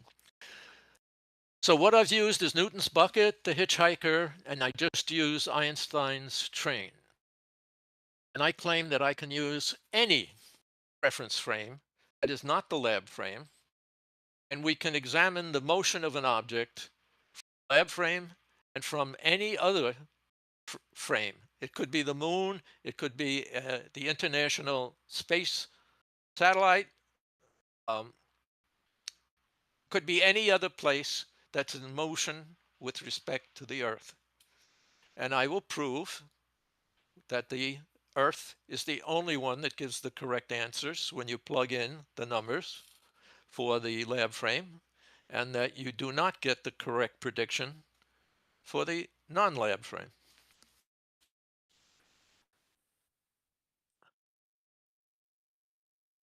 Okay, I'm to formalize the challenge, which is shown in red. I'm going to say, if you can apply the laws of physics to objects in both the lab reference frame and a non-lab frame and disprove the hypothesis, then I don't really know what I can do to get somebody to respond to it. Should I offer a debate? Well, if I do, what will happen probably is that the debate will be over in 5 minutes, because either I will show directly that the lab frame only gives the correct answer, the other frames do not, or I will get, as I did with Professor Parks, I will get an attempt to redefine what kinematics is, or to eliminate the energy contribution. So Or debate, if you look really close, you hang on that thread. yeah. So debate doesn't seem to be a real option. I mean, like I said, it will end quickly because either I'll disprove it right away or somebody will weasel out of it by changing definitions. So maybe maybe I should offer a reward, $100 for a valid disproof, and have some second party hold the money. And to make it um, at least a challenge, I'll have some kind of a fee, like a $1 fee. Now that means 100-to-1 odds that it will be defeated. Now, if you believe in mainstream physics, you should think the odds are the other way around. You should think that special relativity, which has been around for 120 years, well, alpha can't possibly that's wrong. And so alpha must be wrong based on 120 years of indoctrination by mainstream physics. So I really don't know what to do. I'm trying to promote it.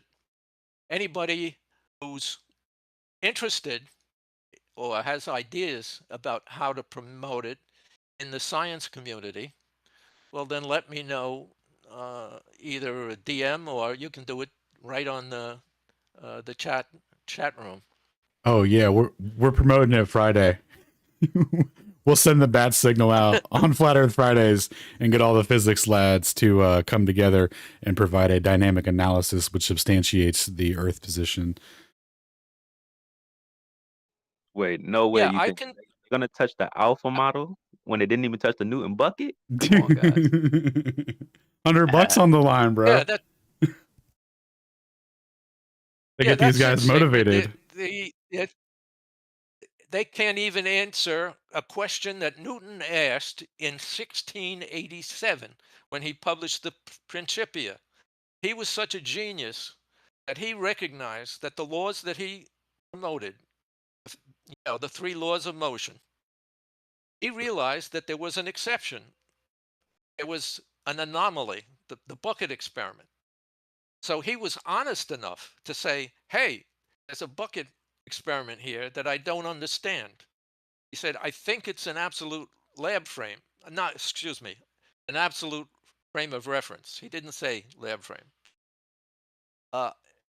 And he was very close. Okay. But look how honest he was. He said, I've proposed these 3 laws. I think they're valid.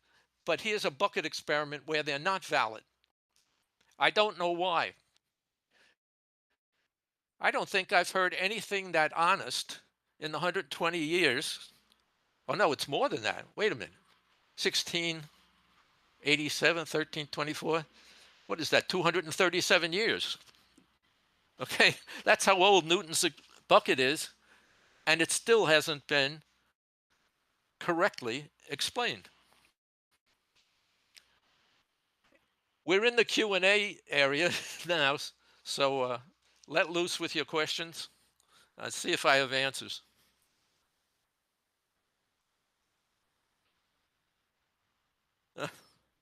Dude, what a fantastic presentation and an excellent breakdown on the situation. I thought that was great. And Dr. Yes. Bennett, I went around checking people's tickets for the train. It turns out no one bought a ticket. On time. Yeah. Yeah.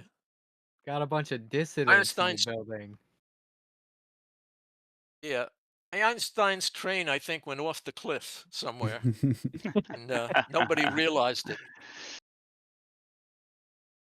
All So right. if a bunch of relativists see each other go off the cliff, did anyone really go anywhere? Yeah. Whoa! You can't be logical here. This is special relativity. Yeah, I'm sorry. It's Right? very What? misplaced. There's no tickets because why would you want to get on a train that's not moving? Yes. Yeah, How it's the dare only you. way. Now, I haven't This is seen awesome. anyone analyze special relativity. Yeah, I haven't seen anyone analyze relativity claiming that special relativity is true, but only if you're not moving.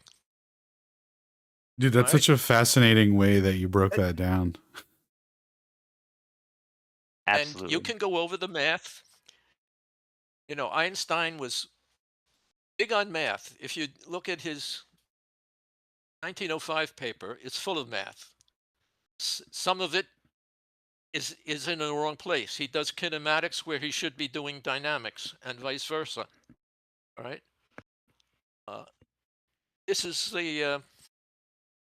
what we are faced with: a cult of believers who've been taught in school that this is the dogma. This is the Yeah. this is the Bible, and Einstein is the prophet. He is Dogma the prophet worshipping who. acolytes. It's Yeah. the Sky Prophet specifically. But you guys have been exposed to a different point of view, one which uses math, and simply, I think, I didn't use calculus. I didn't use any fancy math. I just used basic arithmetic, but in the form of algebra. It showed that the train has to be at the station, and you can only apply statics, which means, in effect, special relativity does not apply in dynamics at all, or in kinematics, because stationary objects are not covered for things which are not moving. It's very frustrating to not get any response, as Well, though everyone is deaf. it was mightily frustrating to watch a full-grown man reduce his argument and position to getting super close to the molecules that make up water to look for a superfluous curve that may or may not exist. So, I mean, I guess you get what you get. Yeah. That people could be fooled for so long, it's hard to believe.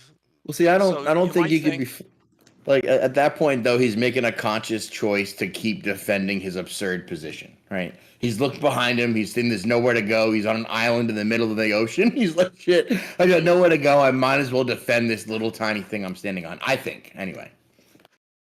Yeah. yeah, I think if you go back to why were they so opposed to the MMX? Why did they try and say that 6 kilometers per second is zero? Only Okay? The retroactively, null, right? yeah. Well, yeah, the experiment was performed. They tried to analyze what does this mean, right? And so there was great confusion. This was a big crisis in the 1890s. Excuse me. Yeah, the 1890s. Between the 1886 MMX and the 1905 special relativity, you had confusion. All of the big guns in physics, Maxwell and Faraday and Hertz, Heinrich Hertz, all of the major players, they all believed in an ether. Okay, how can you believe that light goes through nothing? You see, these guys have Exactly. no philosophical background. They have nothing that they can fall back on and say, this is what I believe the world works, how it works. They don't have that. Light couldn't happen from nothing, correct? Light couldn't, no, from nothing comes nothing. You know who said that? Aristotle. Biggie. Oh, no, Nothing sorry. comes nothing. Well, he said it in Greek, of course, but from nothing comes nothing. Nothing is the only word I know where we have we have a word for something that doesn't exist.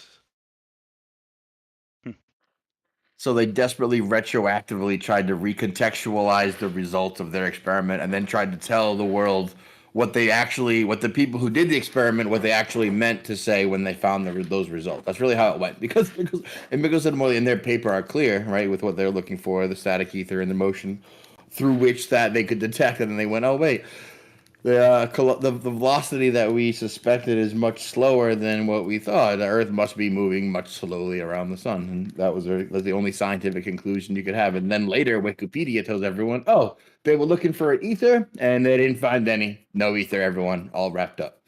It's a history revisionist type thing. It's almost 1984 Orwellian.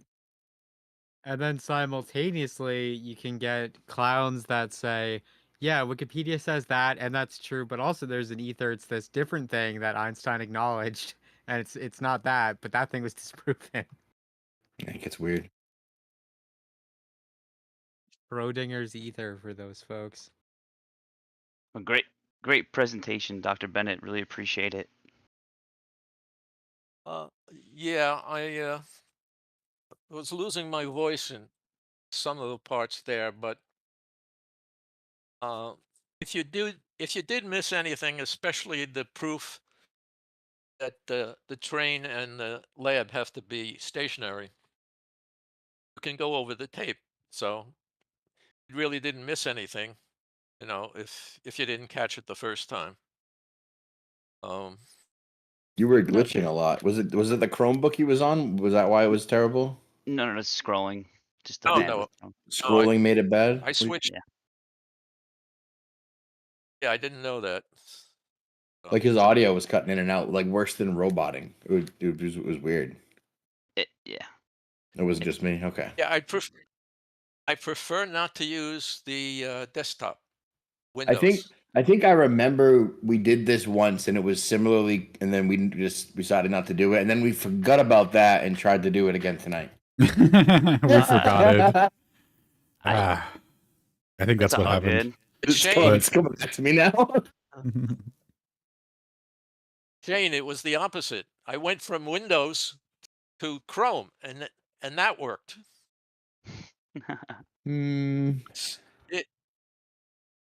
Yeah, this is the first time I use Windows for a Discord presentation. Sounds like a case for Apple. This There guy, he man. Do you is. guys even know who this guy is, by the way? Like, I think he's an imposter. Has Wits have been real life hacked? Yeah. Who's promoting Apple? Who is this Me. guy? We gotta get him out of here. Probably. Trader. Oh, yeah. From the kinematics and dynamics world. I'm ready for your killer outro, Dr. Bennett. Oh yeah, I guess has Alan spread the word that the finale is the same? The finale. Yeah, 1 second. I got you. I did try to substitute appropriate lyrics, but maybe that'll be for another time. But I do like that as a theme song. If you change it to Einstein can't fool us anymore, or he can't fool us anymore. I'm sure we can help you out with that. There might be a tool. I think Shane can definitely do that. That sounds like a Shane job. I have a instrumental, so all you have to do is karaoke a soundtrack on top of that. Ooh, that sounds like a stone job. Yeah, with a bunch of guys, okay, who are loud singers, and then substitute the video track for the battle scene and for the closing melody too. Substitute that the karaoke track for the video track, and then I have a theme song that I can use for other presentations. What would you like to see as a follow-up to Mo- train. more dynamic energy analysis situation scenarios. And I don't know. I think you covered it pretty well. I guess another breakdown of the math section where you were showing how the theory is actually predicts no relative motion between the two frames. I think that's a really good thing to hone in on. That's it's actually insane. That's great. Yeah. Especially the part where you had the quiz questions and you're just like, oh, here's the answer, 0. 0. I thought that was great. An easy answer. Exactly. Well, I was thinking of doing presentations on some of my own research. We've talked previously about what's Thomas Phipps and his proof of the covariance of Maxwell's equations, and getting a copy of that book and distributing it. I've made copies of the book. It's over 600 pages, and I think you could put it into the channel library. I don't know if you use Zotero or you put it on Telegram, but that would be one possibility to go over the Phipps book, which is called Heretical Verities. The other possibility is to review Katsukovsky, General Thermodynamics. And here's what, I don't know if Dr. Mike is available. I saw his avatar. I'm here. I've read his books, and I see that there is the possibility of merging the excellent concepts he has for describing the ether at the how should I say it, at the descriptive level, at the elementary level, and merging that with some of the concepts from Hildegard are consistent. Nice. Okay, so that's a merger of the Hildegard model plus Dr. Mike's model of ether. I think there's a lot of overlap there, and I think I could expose it by the proper presentation. All right, so those are my ideas. I know your ideas.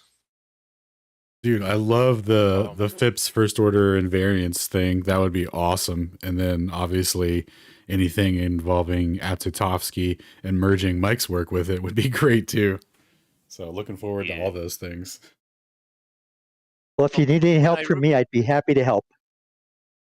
Awesome. Okay. Okay. Again, I have to ask, who was that? That was Dr. Mike. This is Dr. Mike. Okay, Dr. Mike, good. You didn't leave.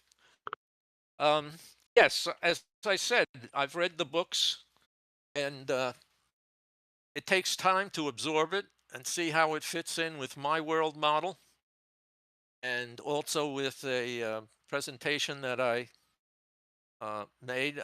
Maybe you could take a look at it in the archives. It's called the Hildegard model, and I gave that presentation a couple of months ago. I'll look for that. Okay. Don't worry, I got you. And I look forward to, when I get my ideas together, to contacting you and seeing if we can do something jointly in pursuit of the truth about ether. That would be interesting. Yeah. Hopefully we could work something out. Yeah. I think we could. I think you guys just did. I think that's going to happen now. Did we just make an ether baby? Now you got to make nice. it happen. I think we call that facilitating. We definitely facilitated it, even though we weren't directly involved at all. There's only one facilitator. Well, Alan.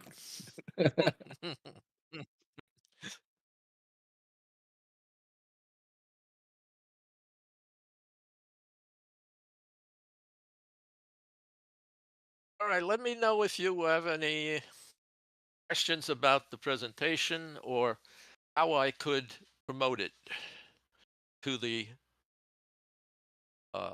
unknowing world, to the world that thinks that special relativity is facto science. I think we should God help us. broaden the prize pool and then bring it over to debatism. And I'm sure there'll be some stand-up globers who think that they can defend relativity without doing any research or whatever. Hey, what you guys think about doing another PhD night? Oh, have Bennett come on and issue the challenge directly. I like it. It would Is be that on just X then, right? is it just gonna be Yes, sir. Franco then? Yep. Yeah, it would I be don't on know, X. bro. It's just gonna be Franco and John again, I think. But yeah, Nah, I don't think John will ever show up. well, that's probably good. Professor Parks is disqualified. Yeah, now that's how we feel about all of the PhDs that have shown up so far. To be honest, it's a very poor showing, I have to say. Yeah. Who pays this? Who pays the $100? Dr. Bennett, do you pay that or do you get the $100? I am claiming that as a reward. He's if you collecting can it. disprove. Well, I wish I could collect it, but I'm saying, how about charging $1 fee, to make it so that at least they think about the topic before they risk their whole $1. And I'll put up $100. Internet trolls I'm pay conf- tens of thousands of dollars just for boasting.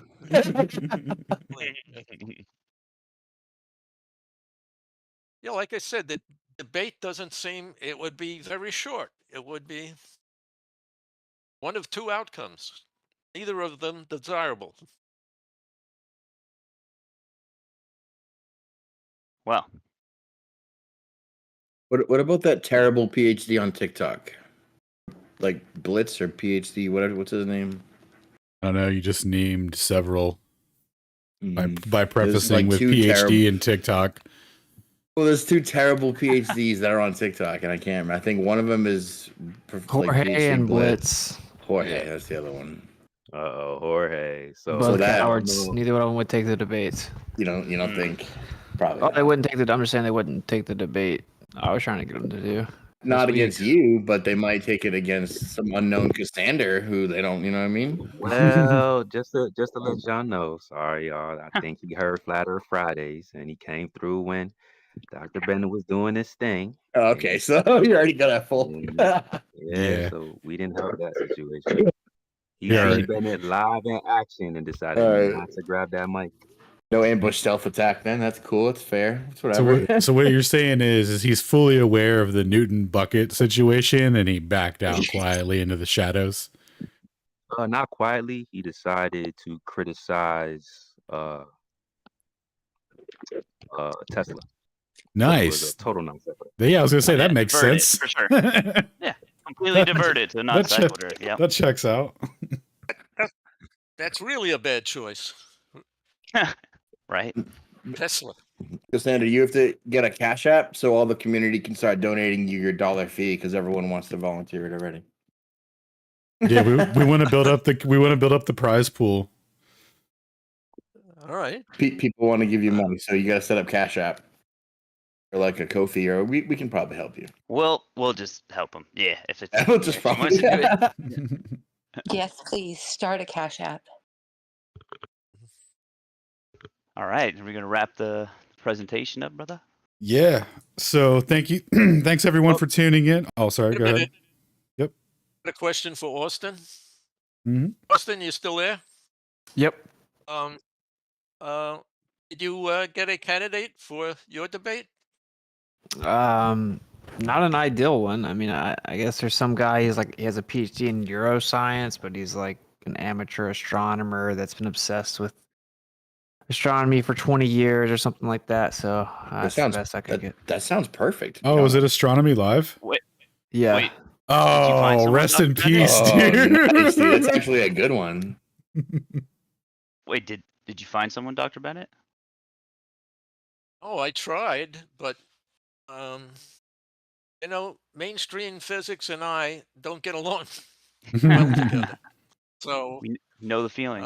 yeah, I showed you the 10 pictures, right, of the Yep. mainstream high priests. Sent them an explanation, and all I asked for was, here's my resolution of the Newton's bucket, and just tell me where I'm wrong. Tell me where I'm wrong, and I'll shut up. Okay? I'm going Dude, through life without knowing, without any challenge. Yeah, you remember I sent you that screenshot of the email with Philip or Plate or whatever, the PhD astronomer. Yep. Like, pretty famous. Yeah. Do you remember that, Alan? Yes. Yeah. So wait a I minute, look, dude. I messaged him and asked him if he wanted to do the debate. Right? He said, "Thank you for the invitation, but I'll decline. I have no interest in being on a right-wing podcast, and even less in quote unquote debating a flat earther." I said, look, dude, I said, no worries. Thanks for your time. I was hoping you could provide some clarity on a question regarding a historical experiment. In George Airy's experiment, often referred to as Airy's failure, the goal was to verify the Earth's assumed orbital velocity by examining stellar aberration according to the heliocentric model, blah, blah, blah. You get it. I said, could you help me clarify why the aberration angle did not change as expected in Airy's experiment? How is this consistent with the explanation of Earth's orbital velocity? The explanation that Earth's orbital velocity causes stellar aberration. Okay, he said, hello again. I'm sorry. I should have made myself more clear. In my opinion, Tim Pool is someone who is doing significant damage to society, and I will in no way help him do this. Bro, what do you do?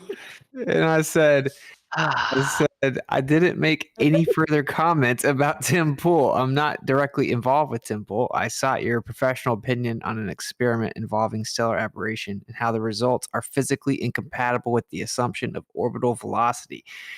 And he just responded and he said, okay. So, okay, what? that's what I'm Yeah, saying. you're right. Dude, that's what we're dealing with, man. This guy is Man. supposed to be like renowned. So Yeah, the level of Yeah. quality PhDs since your time, Dr. Bennett, has definitely drastically been reduced. Like I said, the showing you has know- been subpar. When I was exposed to special relativity in my graduate course, in my first graduate course, okay, they presented the fantasy of time dilation, length contraction, and presented this, of course, as the authentic truth handed down by their demigod, Einstein. So I walked out of that class thinking that the response that I got when I said, it sounds crazy to me. It's illogical. I don't see this in my ordinary life. And even if I were traveling near the speed of light, it doesn't make sense. You have the spaceship contradiction, of course. One is, younger than the other. Logical problem there. Anyway, the explanation that I got from the teacher was, this is almost a direct quote. The laws of physics are so contrived so that length contraction and time dilation are absolutely true. So, who is the authority that is, promoting this absolute authority for the laws of physics? The laws of physics are so contrived that special relativity is true. End of story. Sounds like that dude the got laws of physics relative to time dilation.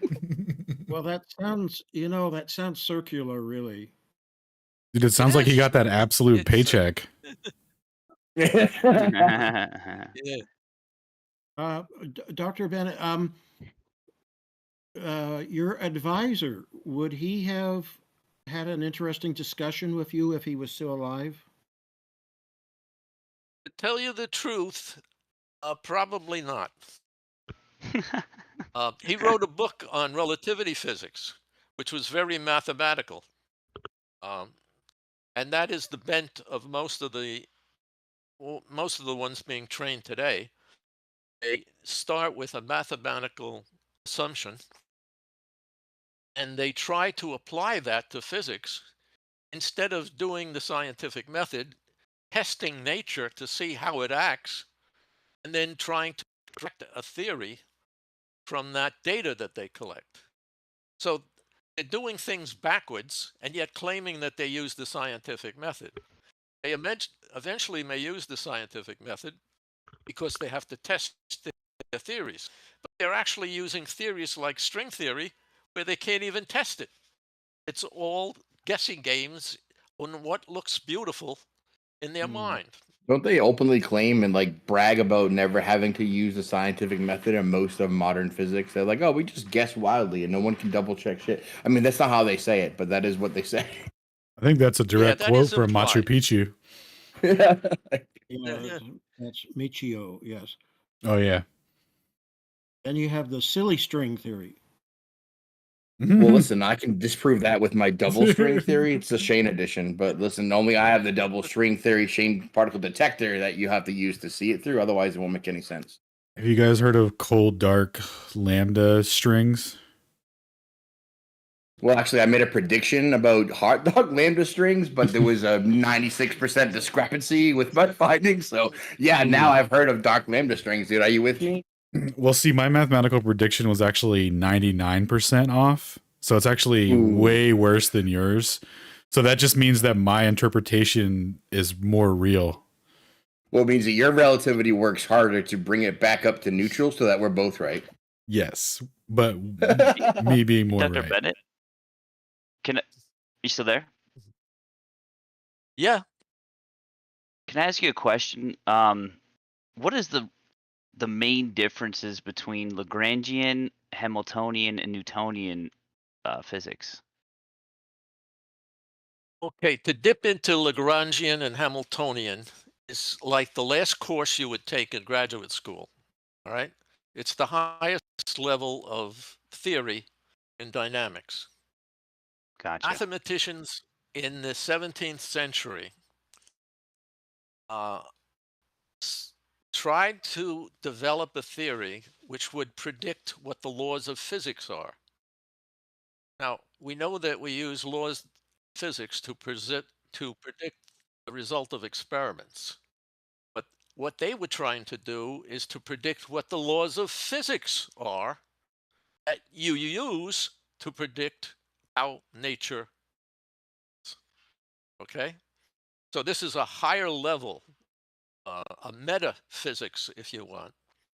And the math gets complicated. You have to use things called not just normal calculus, but variational calculus. You have to use different techniques. But let me try and summarize by saying, if you use something called the Lagrangian, which is an energy function composed of the kinetic energy minus the potential energy, not plus. If you use the plus, then it's the total energy and it's the Hamiltonian. And that is a different mathematical theory, which is called canonical theory. Anyway, the Lagrangian predicts, amazingly, that if you vary according to the rules of variational calculus, you develop what are called the Euler-Lagrange equations, which will predict for whatever application you are, what the correct laws of physics are. So can you predict Newton's laws? Yes. Can you predict laws of field theory? Yes. Can you predict Maxwell's laws? Yes. Okay, but you have to take your math to another level. And Lagrangian. Gotcha. But the reason I'm saying that the Lagrangian has to be used to derive the laws of physics is because you can derive laws like Kepler's laws that don't depend on dynamics, don't Right. depend on. So I have to distinguish. Did you get the laws of physics from Lagrangian, from an energy derivation? Or did you get it from experiment? That is by kinematics, by measurement. So that's the difference. There's some good books on Lagrangian techniques if you're interested in that, but I'm warning you, it gets pretty Oh, deep. I know. When you brought it up in the presentation, I just kind of dipped my toe in it, trying to see what's going on, and I ran into those three, and I got glossy-eyed for a bit. Yeah, so I was just wondering if you had a explanation real quick, and I appreciate it. That'll help me with my study. It is one of the most powerful laws in physics. It's the variational principle. It gives us the laws of physics, the Lagrangian principle. Gotcha. And we still don't understand it. We don't understand why does that produce the laws of physics. What a Nobel Prize? Figure that out. By the way, if you're done with your presentation, Dr. Bennett, you might want to stop screen sharing, so then that way you won't lag as much. Oh yeah, God, so- yeah, stop, yeah, definitely stop that. That's super annoying. I want to hear all the words he says, not just 60% of them. Yeah, absolutely. Yeah. Okay, now I have to ask, since books were mentioned, do you have You a hit the short green list? button, Dr. Bennett. The green button. There you The go. green button. Okay, well, Dr. Bennett, you mentioned books. Do you have like a short list of Sorry, that's books on the topic?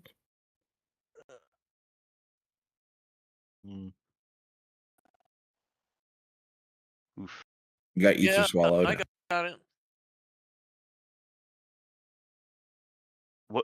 What did you say, Is that Dr. good Bennett? now? Yep. Yeah, there you go. Oh. Oh. Well, maybe. It's not. I mean, I don't know what's happening. Can you guys hear him? Every now and Just then. stopped the streaming. Yep. It was cutting in and out, Dr. Bennett, but Testing. It's not great, but it's That- slightly better. We got you. Yeah, it's this. I can't use this Windows desktop. It doesn't seem to have the bandwidth. Yeah, I mean, you might want to look into I getting a MacBook. Don't listen to the heretic. But I we'll knew he was gonna say that. We'll hook up Yep. a Cash App for donations, and we'll get you some real hardware. Let's like set up a PC lad GoFundMe to get should. Bennett a MacBook Pro. We're gonna have to do separate things, bud. Too expensive, Austin. Yeah, but it that's is why, My that's why Chrome it's is good, only though. It is Black Friday. There might be some good deals. Yeah. Mm-hmm.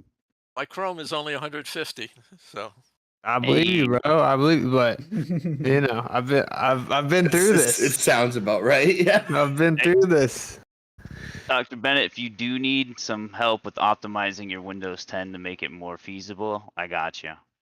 What's crazy though is I think I might can get you the hookup on like a super awesome Gaming PC? MacBook. No, it's a gaming laptop. It's Yeah, I think we got to send you a laptop. It's Asus. It's like dope. It's like Asus is good. Decked out specs. So you'd be in business. It's above Chromebook by about 63 levels. Honestly, it's like top level Asus. So That's what I got. I got an Asus ROG Strix. All right. Well, before we dive into computer technical specifications into infinity, do you want me to play that outro song for you, Cass? Yeah. Yeah. All right, cool. I'm going to play this out and then we'll wrap up for the night. So for the rest of the week, we have research and reading night on Thursday. I think Austin is going to do Schooling the Globers tomorrow. Is that confirmed, deny? Yeah, or I may do middle ground tomorrow, but one of the two. Loosely scheduled. Sounds good. Cool. One of the two tomorrow. Something tomorrow. Then Thursday will be some form of research and reading night. And then Friday, of course, will be Flat Earth Fridays, episode 119, Perhaps we will be issuing the alpha challenge there, world premiere. We'll see. Stay tuned. All right, Are here you we gonna go. do a separate research or reading night while I do my debate, or?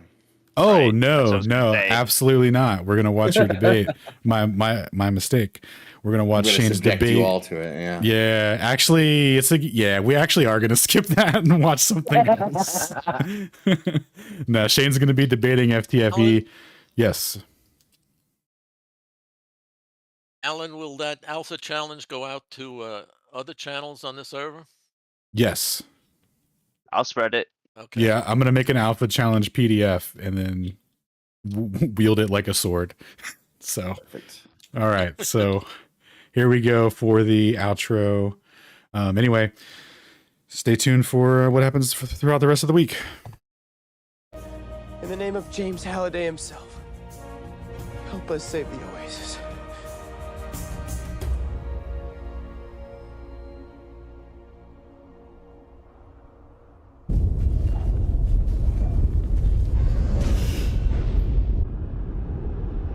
Nice. That was a good 3-hour press. Outro. He's still playing the outro. Get in the stream. First to the key! Okay, Shane, are you there?